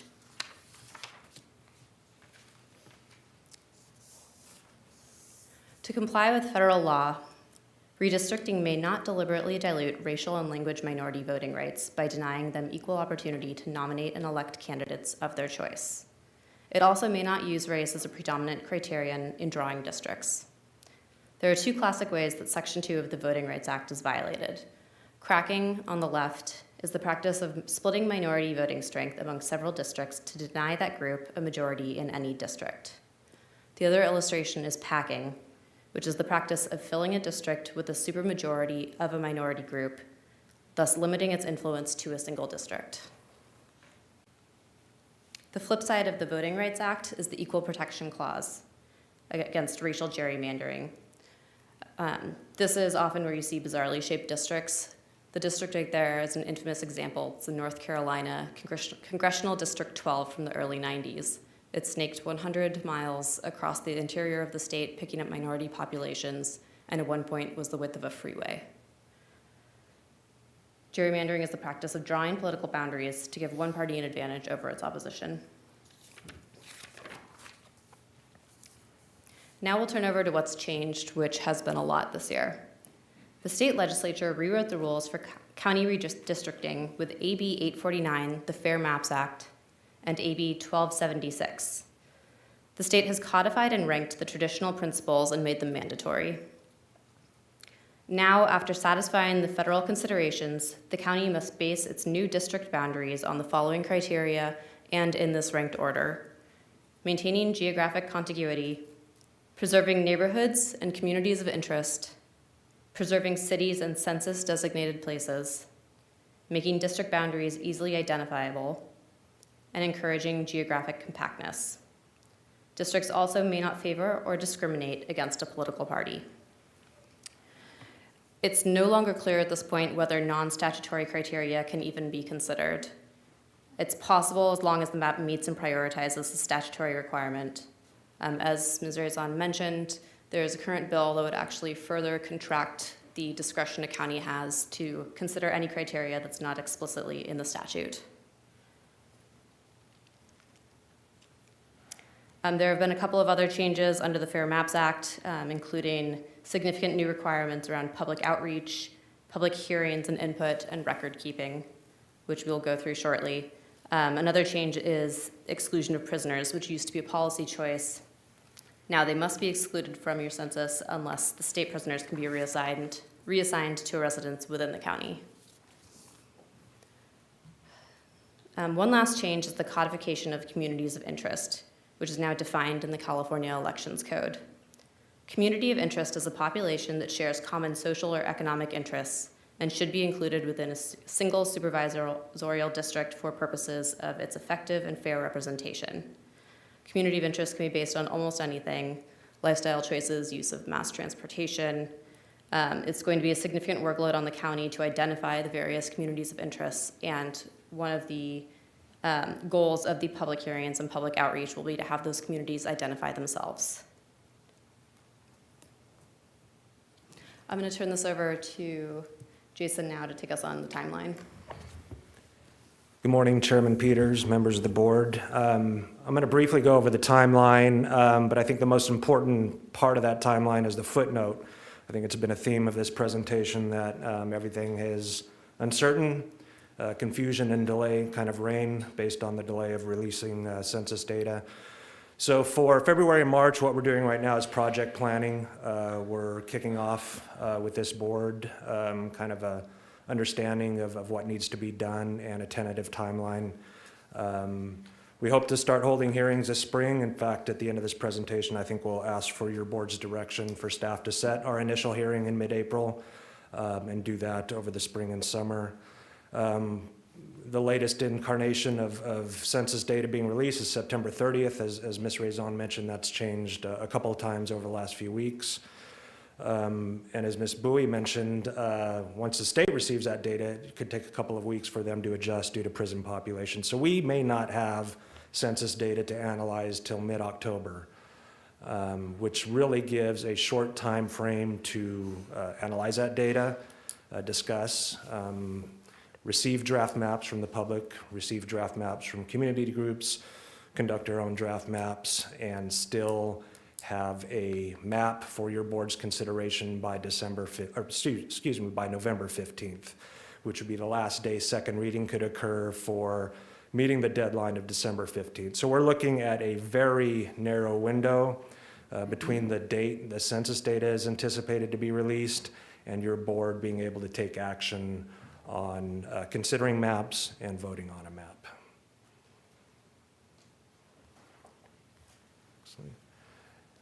As Ms. Bowie mentioned, there are new procedural requirements that the state came down with. There are a minimum of 4 public hearings required, at least 1 before draft maps are drawn. We anticipate we'll have more than that. Then at least 2 public hearings after draft maps are drawn. Of course, there will be a very narrow window after census data is released, but we will at least have to have, as the way things stand now, 2 public hearings post-census data release. At least one of those hearings must be on a weekend or after 6 p.m. on a weekday. One of the public hearings can be conducted by staff or a consultant. Otherwise, those other meetings are part of a board meeting, regularly scheduled board meeting or special board meeting. Some of the other public outreach requirements, very focused on transparency and public outreach. We must notify all media organizations. We're working closely with our communications office to make sure that happens. Provide information through good government, other organizations and associations, as well as those that have been requested to be notified. Must provide live translation if requested 72 hours in advance of a public hearing. The publication of hearing notices online must be at least 5 days in advance. Publication of draft maps at least 7 days before adoption. So if your board were to, the way things stand now, vote on a map on November 15th, that would need to be published by November 8th. Publication of all relevant demographic data once we receive that. Allow the public to submit testimony or draft maps in writing or electronically, which we're working with ITS on the website for that. Within 2 weeks, release either a recording or written summary of every public comment and board deliberation made at a public hearing or workshop, and establish and maintain a website for 10 years. And Ms. Ruiz will kind of briefly go over the website that we're developing to show you what we've done with that. Record keeping as part of public outreach as well is important. According to new elections code, we must record each public comment and governing body deliberations at every public hearing, and that must be made available to the public within 2 weeks. The web page I mentioned, maintained for 10 years in multiple language. We are developing that web page in Spanish as well as English, and will provide ample opportunity for input and opportunity to provide feedback as part of that web page. Methodology, the state elections code has 3 options: a board managed process, an advisory commission, or independent hybrid commission. Any of those options, there'll be plenty of county staff assistance. As you see here today, county council and CA are working together, but behind the scenes, we're working closely with communications, ITS, elections division, as well as others. So there will be plenty of county staff support and assistance. Board managed process, this is the predominant way counties are going, especially with the consideration of a narrow time frame, with the census data being released late. This allows the county to retain a consultant to make sure we comply with any of the requirements. Again, it has been the traditional method, and due to the uncertain timelines, really is the most effective method under current circumstances. You can utilize staff experience and knowledge of communities, and maps are ultimately approved by your board. An advisory commission, this is a commission that is appointed by your board. There's certain limitations. No elected officials, family members, or paid campaign staff can be on that commission. There's no extra mapping criteria, and the recommendations to the board are not binding. Again, it's advisory in nature, and they recommend maps or multiple, a map or multiple maps for your board's consideration. An independent or hybrid commission, I'm only aware of 3 in the state, 2 required by state law, LA and San Diego. Santa Barbara is the 3rd. In 2018, they adopted Measure G, which requires an independent commission. This is where the board sets the appointment process, but may not appoint directly the commissioners. There's far more extensive restrictions on commissioners and their qualifications.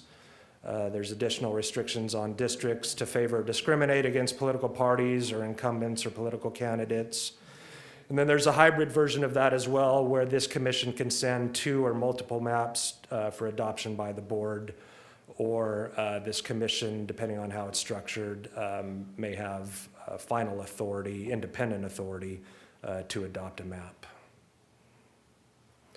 So where are we? Where's Kern County right now? Well, as this board knows, we had new boundaries drawn in the spring of 2018 as a result of Luna v. County of Kern. My understanding is this was based on 2010 census data. However, a demographer provided projected growth data and Latino voter information. So our current existing boundaries comply with the Voting Rights Act as ruled by a judge as part of that settlement. However, we will need to hire a consultant and a demographer to kind of analyze trends that utilize census data when it becomes available to identify the real changes that have occurred not only over the last 3 years, but over the last 10 years. So before we go into next steps, I think I'll turn it over to Ms. Ruiz from the County Administrative Office. She'll kind of walk your board through the website that's in draft form now, but we hope to have public within a matter of a week or 2.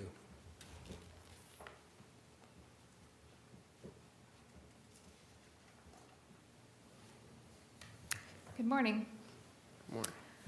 So as we have mentioned, we are now required to, all counties are required to have a redistricting website and maintain that for 10 years. In addition, we are required to provide sufficient notice and provide the required information to the public throughout this process. So this site we have created will act as a hub for a majority of this information.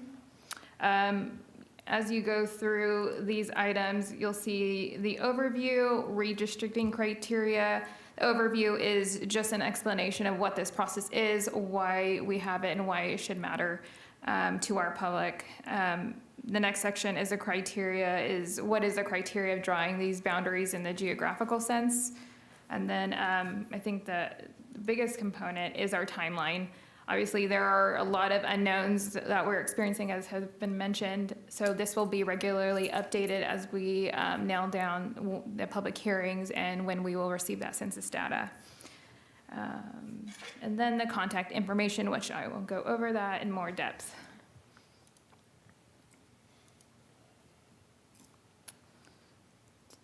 All right, so this is where these are just template dates or draft dates. We will update this, and then following this meeting, if we establish the first hearing date, this will be updated and then will be published to the public. It will show all of our hearing schedule as those dates come up. Below, all agenda minutes and recorded information from each meeting will be published on this site as well. And then the public can see what the hearing criteria is as well.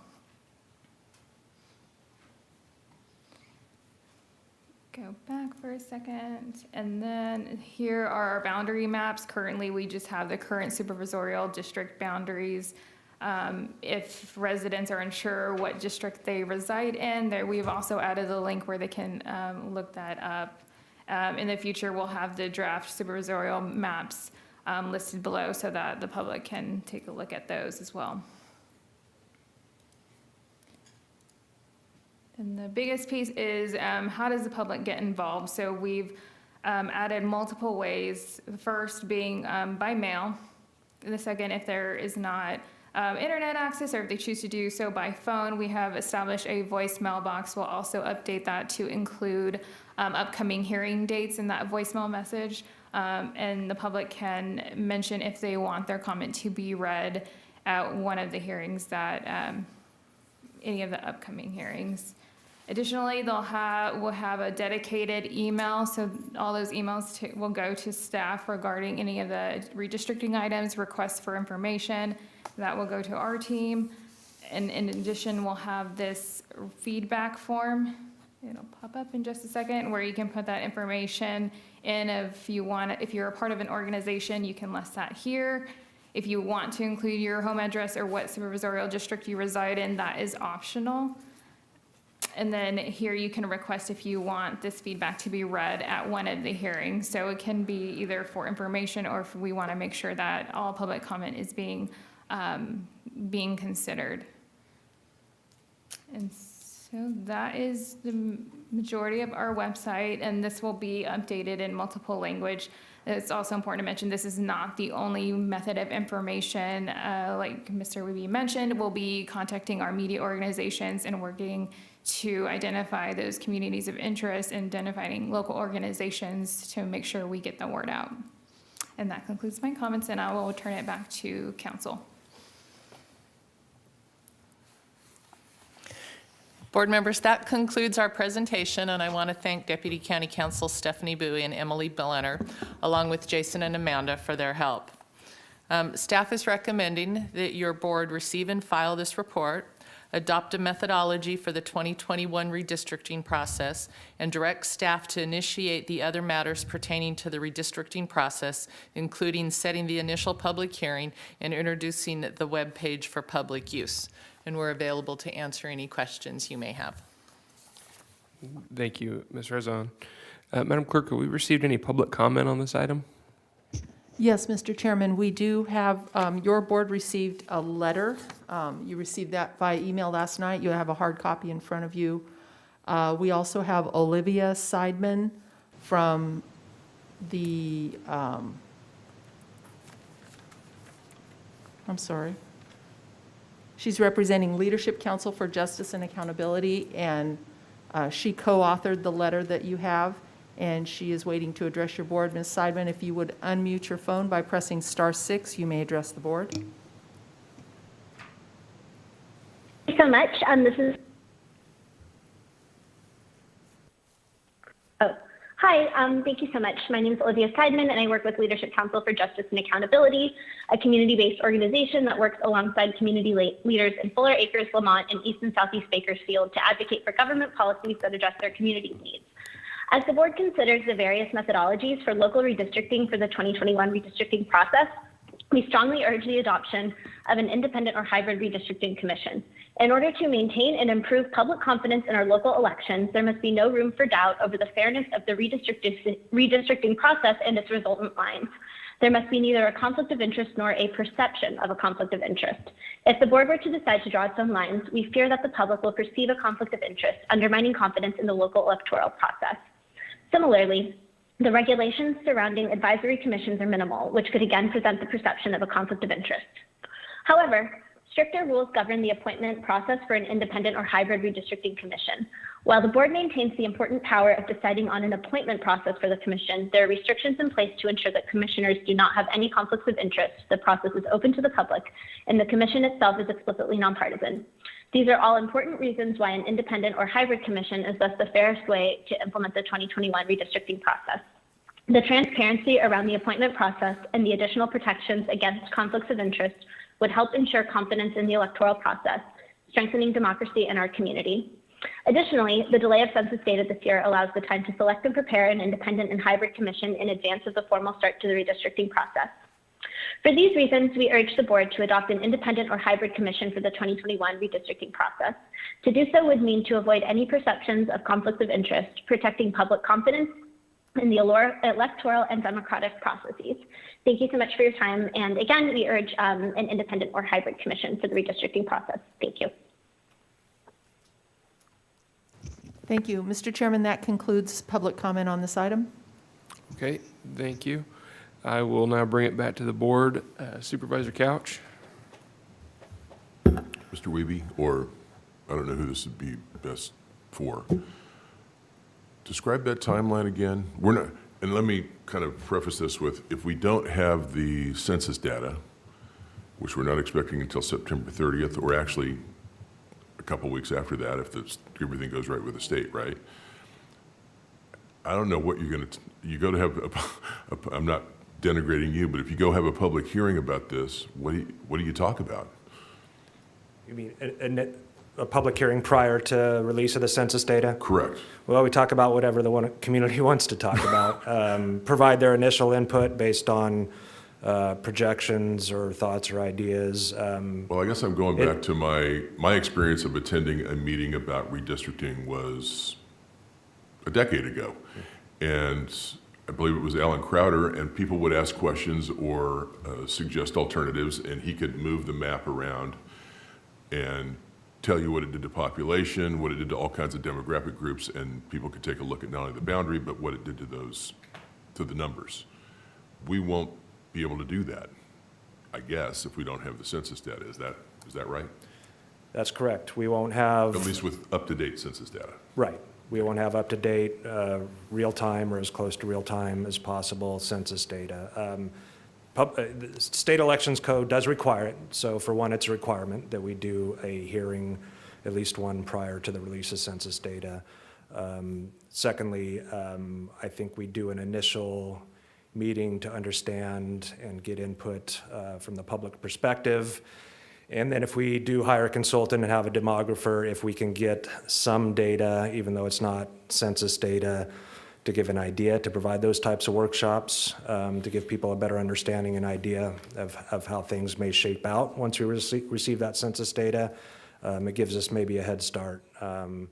But really the timeline after release of the census data is the time you need more days available to provide those workshops and hearings, and it's the reverse. We have a lot of time in advance of release of the census data and very little afterwards. So. I think you said you needed to have maps ready for inclusion in the board packet by November 8th? If the board were to meet on November 15th to have a second reading of an ordinance. And if we got the numbers from, the adjusted numbers from the state, giving them a couple of weeks to do that, we would have about 3 weeks, the time frame in which you could have public hearings with actual census data that the public could ask questions about or recommend changes or not, to do all of that work across the entire county. That is correct, Supervisor Couch, which is why uncertainty is kind of the theme, because it seems unrealistic, and that deadline of December 15th could be moved. We haven't heard anything yet, but the further we move that back, the bigger challenge our elections division has to institute those maps and precincts, et cetera, in time for the primary election. I'm sorry to speak over the top of you. Is the 2022 primary in June? Correct. Okay. I think the filing period begins February 14th, 2022, and state elections code requires currently the new maps to be adopted 174 days prior to the primary election. So December 15th would be 174 days prior to the June primary. I think this is something else we can talk to the governor about, because we have a list. I think this is entirely impractical, and we've got a bunch of laws that we're trying to squeeze a process into that, frankly, I don't think is going to be very beneficial. But that's not your doing. I'm not shooting the messenger. Okay. Thank you. Appreciate that. Thank you.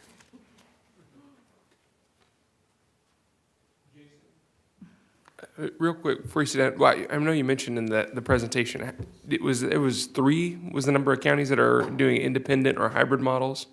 That I'm aware of. Okay. I haven't surveyed all 58 counties. Okay. And some are still probably in the process of determining what they're going to do. But got it. And I'll note that all 3 have been in place well before there was any awareness of this delay in census data. I believe the most recent was Santa Barbara in 2018. So I don't know that they would have elected to do that if they knew the delay in census data was going to happen. So got it. Appreciate it.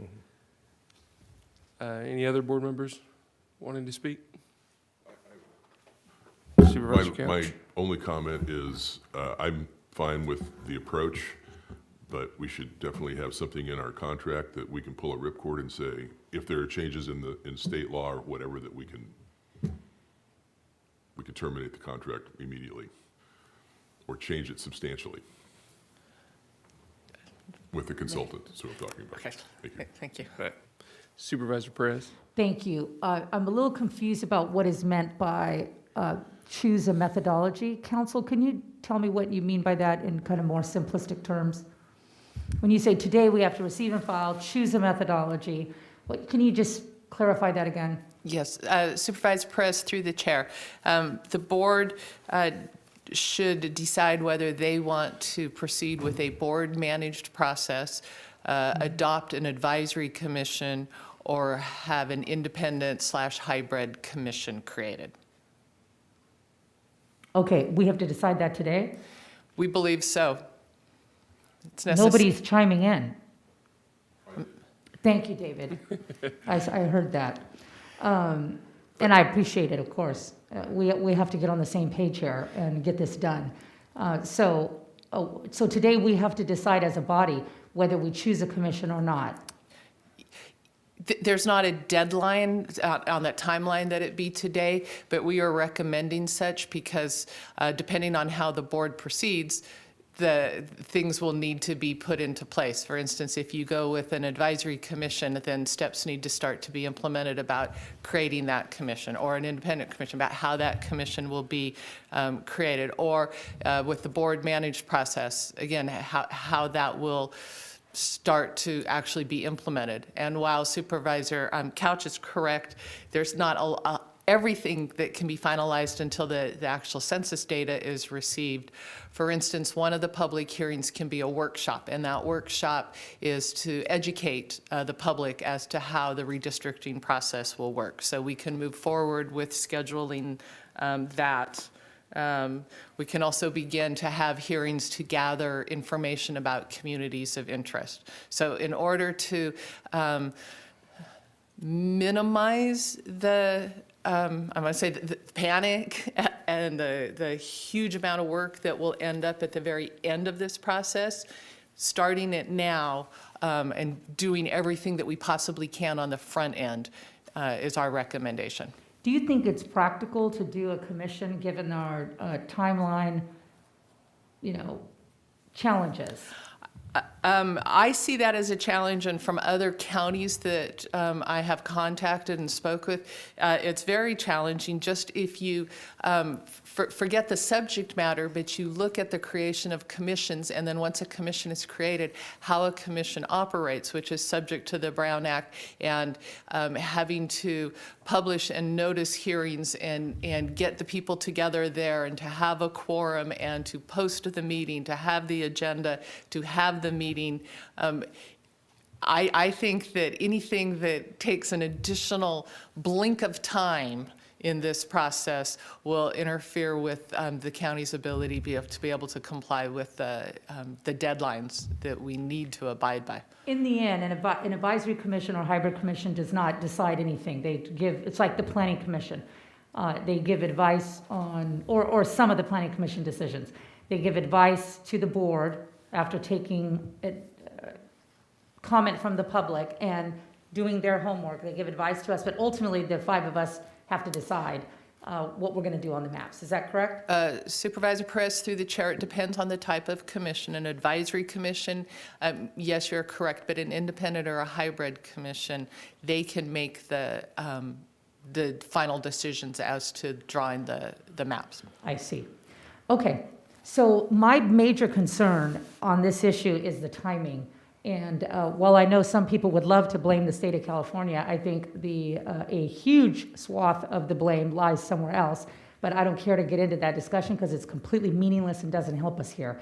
So I'd like to move past that partisan part of this discussion, which benefits some argument that is going to further waste time and divide this community.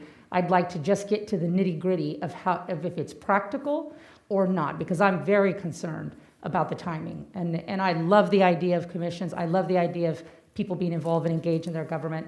But this one just seems particularly problematic. I mean, can you give advice about whether you think, what we should do? Because I'm not hearing much from my colleagues. And I'm, very curious. Oh, I see Supervisor Maggott's chimed in. So Supervisor Maggott, you heard some of my thoughts. I'd like to hear from you. Thank you, Council. Supervisor Maggott. Thank you, Mr. Chairman. Boy, aren't these unique times we live in from every possible perspective that we're being imposed, things that we have to deal with we didn't have to deal with it before. I think, to cut to the chase, that we should be committed to transparency. We should have the hearings. We should provide for it in the evening, provide for it on a weekend, all the different scenarios that are suggested. But I don't think the use of the commission or the hybrid, those are, it's not tenable in our circumstance. If we're going to meet this deadline, and there is a very important reason to meet these deadlines, we have to be as nimble as we can be. But with that said, we should be as open and transparent as we can possibly be and have all of the, even more than the minimum number if necessary, to make sure the public is fully engaged and we reveal all that needs to be revealed. So I'm comfortable proceeding with the board handling this and without the use of any independent commissions. And I think that's the proper way for us to move forward. I hope that's clear enough for you, Supervisor. Thank you, Supervisor Maggard. I agree. I wanted to ask our county counsel, Ms. Arzon, a question real quick. So if this is a board-directed process, that doesn't preclude any independent groups or agencies from coming up with maps or interpreting that data and bringing that to the board, does it? Chairman Peters, you are absolutely correct. In fact, part of the hearing process and the public hearings are to receive suggestions and maps. And as Ms. Reese showed you on the website, it even allows people, I believe, to make suggestions and to, I don't know if it actually lets them draw their own lines, but it does allow them to make suggestions. Perfect. For lines. Great, thank you. Supervisor Perez. Thank you. Do we have any sense of how many of the other counties are going to just keep the board process in place? I know this has been covered, but there's a lot of information here. Supervisor Perez, through the chair, like Mr. Wiebe, I am not 100% sure of what 58 other counties are doing. I know that there are the counties that I have heard from, within the last week, a half dozen to a dozen are proceeding with a board-managed process. I believe it's Riverside, perhaps as recently as last week, and it could be San Bernardino, adopted an advisory commission, having the Planning Commission be that advisory commission. And then San Francisco, for a very long time, has had its own process, as San Francisco often does because of it being a city council. They have their own rules. San Diego and Los Angeles County for quite a while have had statutorily created the independent and advisory commissions, and then most recently Santa Barbara by ordinance adopted it. Right. But I don't know, other than that, I can't give you actual details. I know in Santa Barbara that was really led by, a group in the community, and eventually the board had to take on that committee, or commission rather, as a result of that political action. But that was not originated with the board, is my understanding of that, per my friends on that board. Just for the public's information, is that these processes are not always the same, and you can't necessarily imply or understand all the politics or what's happening just because they have an ordinance. Because I'm very concerned about the timing. I don't want anything to get in the way of us being able to adopt fully our maps and be able to move forward as a county. I really am concerned about the timing because of the holdup on the data and because of our other, international pandemic challenges that just, are still lingering and are going to be with us for some time. Those are my thoughts, and I appreciate hearing from my colleagues their straight position. Thank you. Thank you, Supervisor Perez. Supervisor Maggard? Thank you, Mr. Chairman. I would move that we receive and file the report and that we confirm that it is our desire to proceed with a board-directed process and to, I think that it's important to also say at the end of this motion that we direct staff to set the initial public hearing related to the redistricting. Does that cover all the elements? Supervisor Maggard, through the chair, yes, as well as to begin the other processes such as publishing or making the web page go live. Very good. I would include it in the motion. Thank you. Great. Thank you, Supervisor Maggard. Now we have a motion. Is there a second on that? Mr. Chairman. Couch is So, excuse me. Supervisor Couch. I'm probably going to support the motion, but I want to ask a question. Do we even have the option of saying or making a finding that because we're not going to get the data, we don't believe we're going to have sufficient time to do an adequate job, the public's not going to have sufficient time, and we should just take this up in 2021 and not impact any boundaries in this go-around? No. Supervisor Couch, through the chair, you could say that, but legally that's not I know we could, no, I'm saying, accurate. No, legally this is something that the board must undertake. And if the board doesn't undertake and does not have the lines in place by December 15th, the California Superior Court will take over and draw those lines for the county. so this is probably a discussion because of potential litigation, but I'm interested in knowing if we don't get the numbers in time, let's say we don't get them until November 15th, can we actually draw a boundary? Can we make any change whatsoever, not knowing what the numbers are? At this point, I am not able to answer that with certainty. I do know that this issue is receiving a lot of attention at the state level. CSAC is aware of this, working on it. Counties are aware of it. The state is aware of it.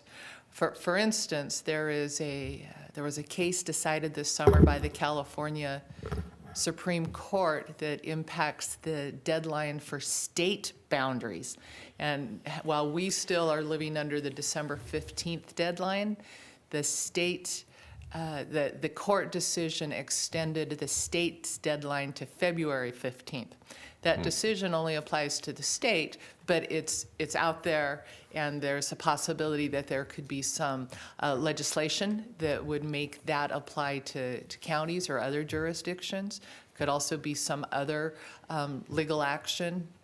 So I don't know what will happen on November 15th, but Thank you. Something will. I'll second the motion. Okay, great. Supervisor Perez, did you still wish to speak? Thank you. I just wanted to thank you guys for that website. That is really fabulous. Thank you for your hard work on it. These are complicated issues. We will get through them without going to blows. I'm totally confident of that. We might get close, but I think we'll work it out. There's enough adults here to do it. So thank you for the website. Thank you for your work. I think the more that we can share with the public, there's not a lot of confusion here in this process. It feels that way because it's a intimidating subject matter, but the truth is we have nothing to hide, and we can. The more open we are, more assurances we give that we're moving forward in a proper and ethical fashion. So, to you two specifically, thank you. You're consummate professionals on this matter, and it's noticed and appreciated. So, thank you. Absolutely. This is going to be a difficult process, and I'm not envying the Herculean effort that's going to be for the county to undertake. I know that staff's going to spend a lot of time on this, and it's going to be a challenge. But as Supervisor Perez said, I know that we'll all be able to work through it civilly and in a fair manner to our residents. And I'm also encouraged that we have the ability to get those independent groups, if they decide to form, get that feedback, and just have a more robust conversation about that. But we, seeing no more speakers right now, we have a motion and a second, and I believe right now we just need a vote. Madam Clerk? Thank you. The motion is approved. All ayes. Okay, thank you very much. Okay, next we will consider item number 17 under Employers Training Resources, the Bitwise Kern County Innovation Lab presentation. And I would like to call on Teresa Hitchcock. Good morning, Chairman Peters, members of the board. It is my pleasure to bring before your board a presentation from Bitwise Industries highlighting a new workforce development training program that is a collaborative effort between Kern County, the City of Bakersfield, the Workforce Development Board, and Bitwise Industries. Before Amy Thielen with Bitwise makes their presentation, I would like to provide your board with a little background information. As you may remember, in June of 2019, Bitwise Industries announced plans to expand into Bakersfield. Since that announcement, Bitwise has obtained a location and moved forward with tenant improvements to bring Bitwise training to Kern County. Bitwise Training is a technology training program that is designed to empower people to become software developers. All courses endeavor to offer technology education and employment opportunities to marginalized people.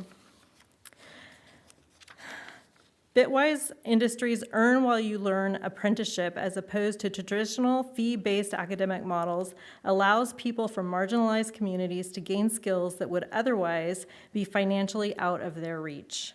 Bitwise's model gives those in the lower third of the economy the ability to participate in the fastest growing industries, and as a result, contributes to a workforce that is more diverse, equitable, and inclusive. To date, more than 4,000 have participated in Bitwise Training's career programs. The student population is more than 50% female, 50% minority, and 20% first-generation immigrants.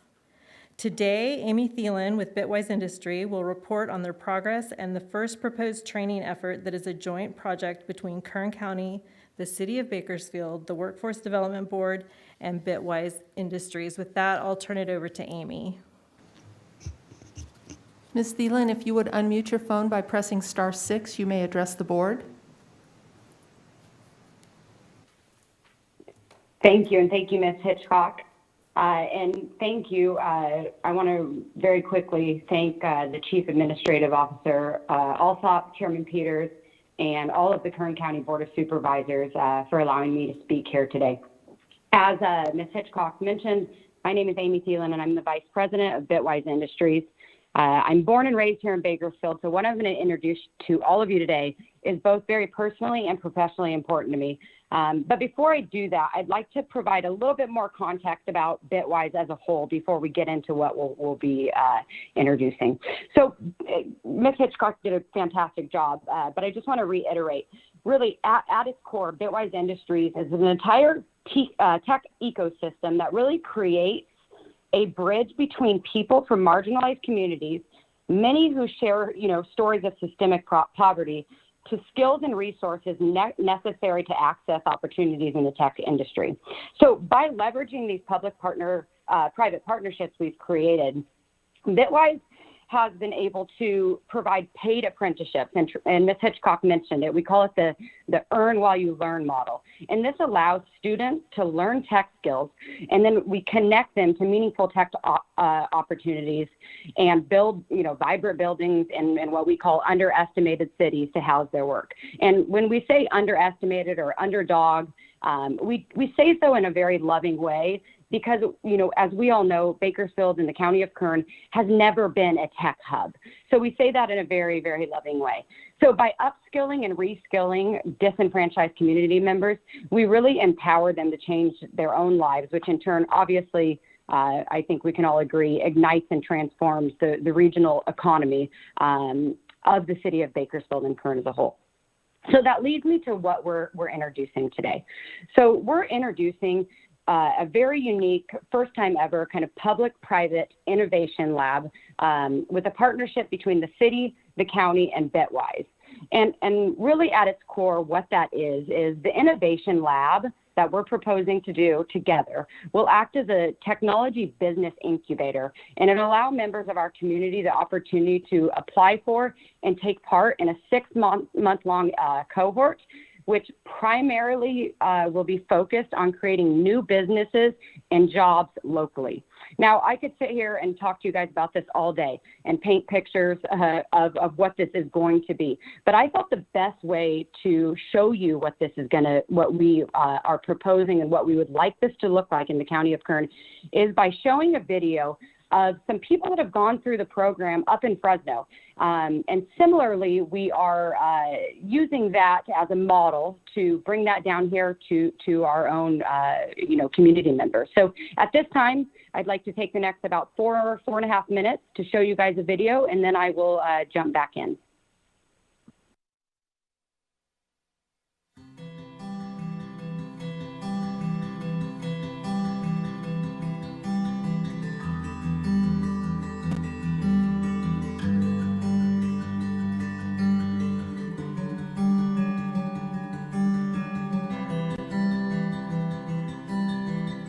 joining this cohort, I was particularly nervous just about being around people that I wasn't too confident in front of. I'm not necessarily anybody in the tech industry, and I knew absolutely nothing about it. I'm used to leaning on somebody else who's going to make the big decisions, and so being that person in charge is a very new experience.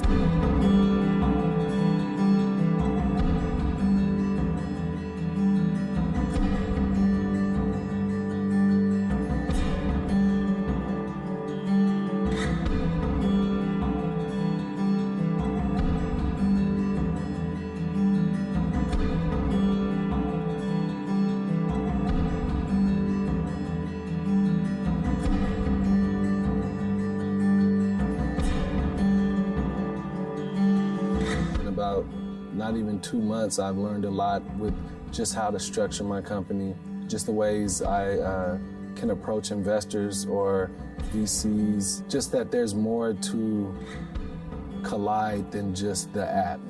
And taking out that Fresno mentality and replacing it with something that's more infinite, letting me know that I have everything inside of me to go out and build something of substance from Fresno, California. I was really excited about having the opportunity to create change in these different communities. Like I said, it's always been, for me at least, about diversity, equity, and inclusion. Having a platform and having this opportunity, I was just amazed and glad.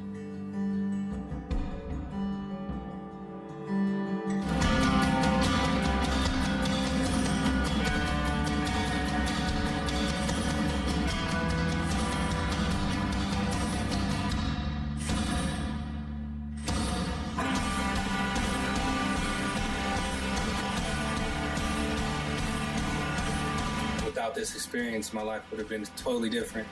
I was working at the laundromat at the VA, and then now I'm potentially going to be the co-founder and CEO of a business. I think I've been obsessed with the vision of what it can be, getting really close to accomplishing a goal and creating something that has never been created. Nothing compares to the feeling of you making something and then someone buying it and saying, "You don't know how much you've helped me." Mind-blowing.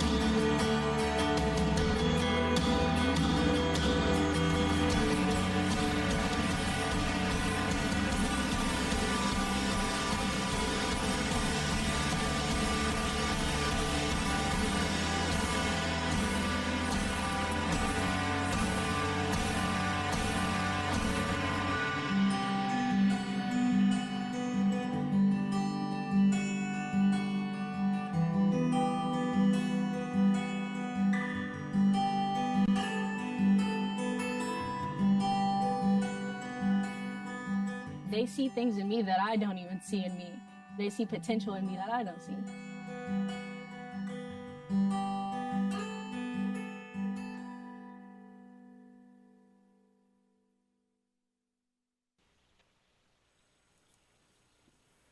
Thank you. All right. Okay. Amy's going to continue. Okay, go ahead. Her slides.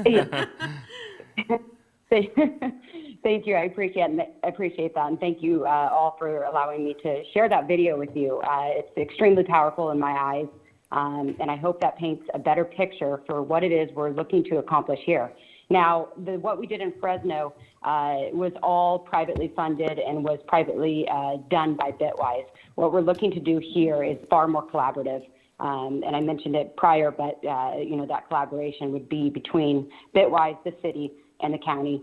Moving forward in years to come, I would expect other private businesses in Bakersfield and the county of Kern to come on board. But for the time being, the proposal we will be looking to put before you would be a collaboration between the three. There's been a belief for years that the San Joaquin Valley neither had really the resources or the talent to sustain any technology business in any meaningful capacity. And I think we can all agree that belief's been blown up. Since Bitwise landed in Fresno, 200 additional tech companies have come. We've educated 5,000 people. You can imagine the amount of jobs we've created, and we are hoping to do the exact same thing here. Now, next, I'd like to pull up some slides. I'm going to go quickly through a handful of slides that I'd like to show you. And as soon as those are up, if somebody could let me know. Perfect. So let's start here. And the reason I thought this was important to show you guys is because I want you to get, I want to create a vision for what this will look like. So many of you, I hope, have driven past what will be our first Bitwise building in downtown, and you're looking at the renderings now of what this will look like. It's very close to being done and hopefully opening this. So what you're looking here is this front side is the north side, just across the street from the Padre. This is the old Turks Coffee building on the corner of 18th and H. We've completely revitalized it. We really believe the urban core of the downtown cities is where Bitwise should be housed. We've done, I think, a fantastic job at taking this building and transforming it. Next slide, please. This next slide shows the front, the new glass, kind of open to the public so that the public can kind of view and see what's going on in there. Next slide. This back area, so when I first, about a year ago, walked into this building while it was being done, this was all gravel. So this is the southeast side of the building. It was all gravel. I walked up that back staircase. I swore it was going to come off the wall while I was on it. But we've completely redone it. We've turned it into this outdoor space that'll be able to house meetings, house, whether it's live music. You can see there's a food truck pulled in there. And the reason this is important is I'm showing you guys this building because we want to house the innovation lab within this building. And the reason being is you can walk down the hall and find a developer, you can find a digital marketer, you can find a ton of people to collaborate on things with. So if we're looking for founders to launch businesses in Bakersfield, what better of a place to physically be, to have a physical spot where people can actually come and walk down a hall to find somebody that can help them on their project. This will be, kind of a first of its space, outdoor working space, where, on any nice day you can go outside, kick up your feet, work on your laptop, and or again, house an event there. Next slide, please. This is just an idea of kind of what our classrooms look like. They're very open. This is where we will do traditional instruction, where we also house very specific classes for companies. But this is one of the classrooms that our innovators would learn in. Next slide. This is just another kind of picture from above. Next slide. One more, please. This is the middle section. So we also house, we rent out space to other companies, but we also allow people in the community to take advantage of Bitwise buildings and join our co-working. This is our co-working section. Again, the building is an important place because if you've ever walked into a building, I know some people on the city council have, I don't know if any of you have, but if you've gotten the opportunity to walk into one of our buildings in Fresno, there is an energy to them. You walk in and you can just feel the excitement that's happening there. And this is part of that design, is we want people to work together. We want to create this open space. So this is part of that open space. Next slide, please. This is a view from above. This is the mezzanine that overlooks that space I was just showing you. So this is another part of our co-working space. Anybody that's a member of our co-working space has full access to all the amenities within Bitwise. Next slide. So this is on the bottom floor. This would be the east side of the building, and those 3 garage doors you're looking at, those will slide up during a nice day. This is actually the tap room in Bitwise. This is fully open to the public. A local brewer will be going in here. I can't announce who that is just yet. But again, this is part of Bitwise's build and model is we want the public to be involved in what we're doing. So this is how we invite some of the public to kind of, come into our buildings at any given time. Next slide.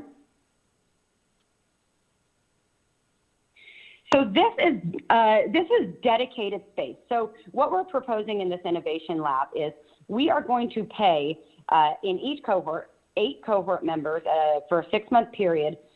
We are going to pay them to be in this innovation lab. And the reason why that's important is we want them to fully focus on their business. We don't want them to have to be worrying about how they're going to pay the bills while they're also trying to launch their business. This suite within Bitwise will be dedicated solely to the innovation lab. So this will be a place they can meet with their mentors, they can meet with sponsors, they can meet with other members in the cohort, et cetera, et cetera. So this will be dedicated space for those innovation lab members. Next slide. I believe this is just an upper view of kind of what that dedicated space will look like. Next slide, please. So what we're looking at here is the data. So this is Founders Cohort data from what I showed you in that non-traditional Founders Cohort that we launched a couple years back in Fresno. So that Founders Cohort data was 100% local from the community. 60% of the members were female or non-binary, 40% were male, 30% were Latinx, 30% were Black, and 10% were Asian. Next slide. This is just Founders Cohort continued.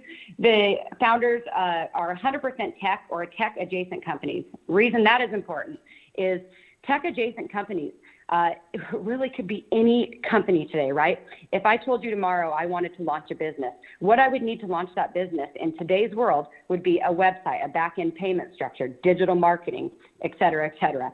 So any company today, can be considered tech adjacent. Projects that were included in that were apps to solve transportation inequities, connecting users to walk-friendly food, e-commerce sites, and water monitoring platforms, which the goal was to bring equity to water sources. And then there were, somebody created a body butter and skin line, somebody else created a real estate app, and many, many more. Next slide. So what are the outcomes from Fresno? 100% program completion, 90% of business concepts move forward post-program, and over $2.5 million in seed funding was secured by the end of that Founders Cohort. Next slide. Here are that we have come up with the collaborative effort between Bitwise, the city, and the county.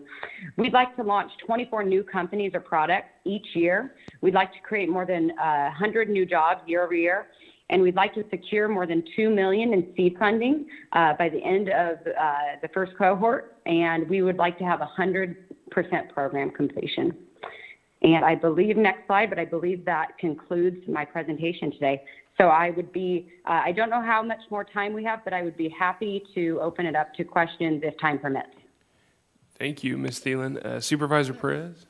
Oh, I'm sorry. I'm sorry, Mr. Chairman. We also have a speaker oh, great. Thank you. to follow Ms. Thielen. We have Bakersfield City Manager Christian Clegg on the phone who would like to also provide some comments before we go to the public. Okay, perfect. So Mr. Clegg, if you would unmute your phone by pressing *6, you may address the board.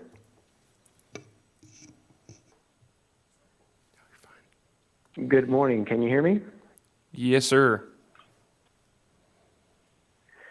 Good morning. Can you hear me? Yeah, good morning. Are you? Can you hear us? We can. Thank you, Chair. Perfect. And thank you, Board of Supervisors. This is Christian Clegg with the City of Bakersfield. It's a great pleasure to be talking about this topic today. Just wanted to take a moment to express my appreciation to your County Administrator Ryan Alsop and to the county in general, that it's been a great working partnership. It's been a priority for myself to reach out and work with the county, and I can sense it's a priority from Ryan as well to reach out and work with the city. And I think a project like this demonstrates the power of partnership and the power of public-private partnership. And so we're really excited to be joint in this venture with the county and with Bitwise. We see this as core to our economic development strategies and our workforce development strategies. And we're really excited to move forward on this and thank the county's partnership in this. Thank you. Are there any other public comments, Madam Clerk? No, sir, we do not have any other public comment regarding this item. Okay, perfect. Are there any questions or comments from the board? Supervisor Maggard? I did not mean to step in front of Supervisor Perez if she would like to go first. No? Okay. I don't have my glasses on. You said no, right? There we go. Now I can see you waving. Now I can see. Thank you.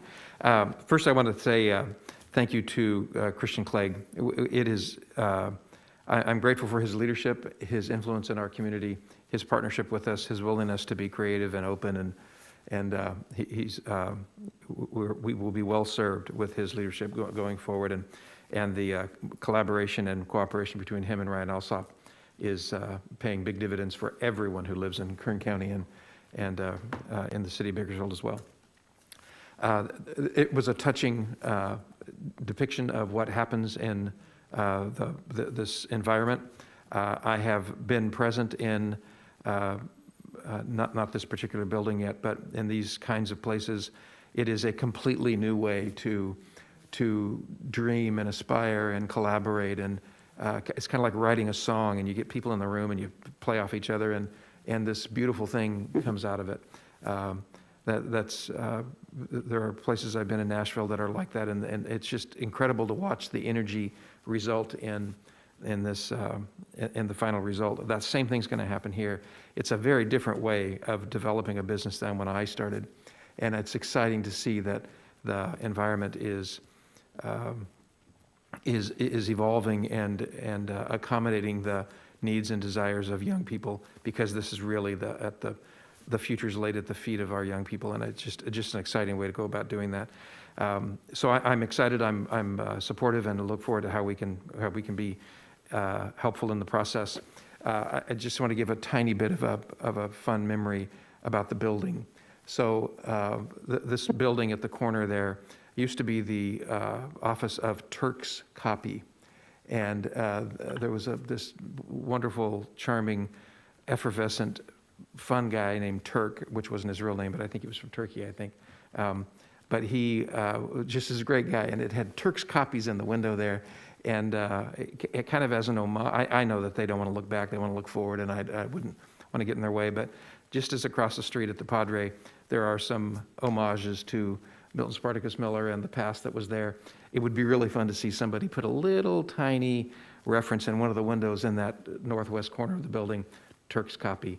A lot of people will smile when they go by to see that, because that's a place that many of us back in the day when we were getting our businesses going went, and it's ironic that not only was it a resource then, but that same building's going to be a tremendous resource now. So with that said, thank you. Great presentation. I look forward to this thing really blowing the roof off.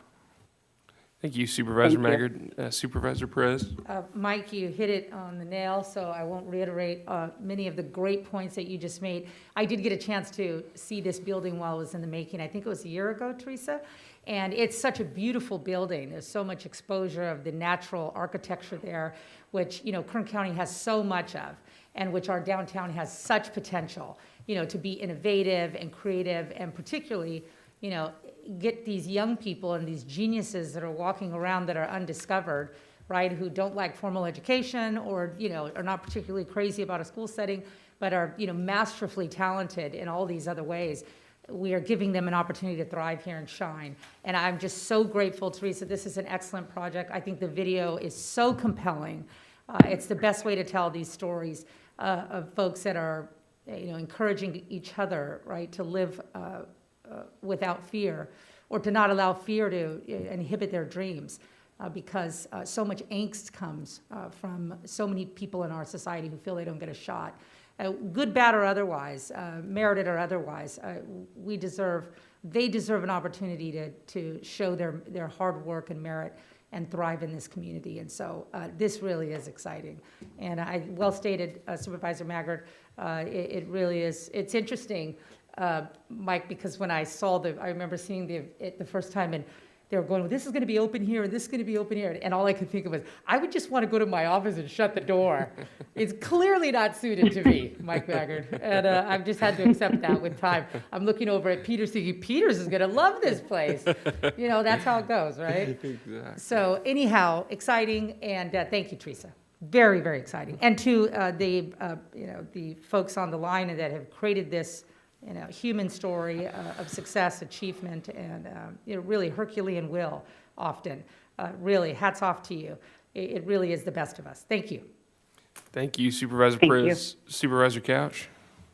Did you make a motion to receive and file yet, either of you? Nobody's made that motion. Okay, I'll make that motion. I want to thank City Manager Clegg for even being on the line today, and your line of communication with our CAO is important.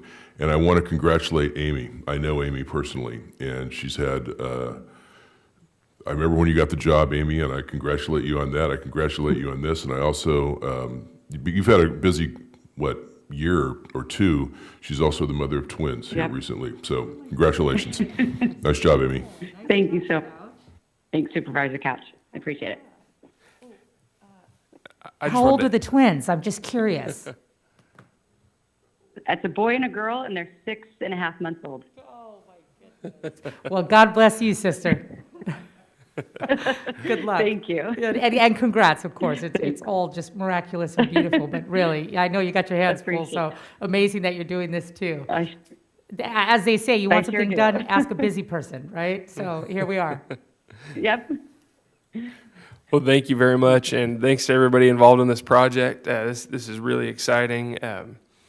I remember when I tried to start my first business, what a daunting task that was, trying to figure out resources, who to talk to, what I needed to do next. I've worked with a few of my friends and helping them kind of navigate that process, as I had gone through it a couple times, and to have something like this that's taking people that are ambitious and want to get ahead and want to do something for their community. I think this is really exciting, and big hand to everybody that's involved in making this happen. This is an awesome project. Supervisor, I think we need a second. Is that right? Couch, yeah, Okay, I'll second. Okay, we got a second, and now we'll take a vote.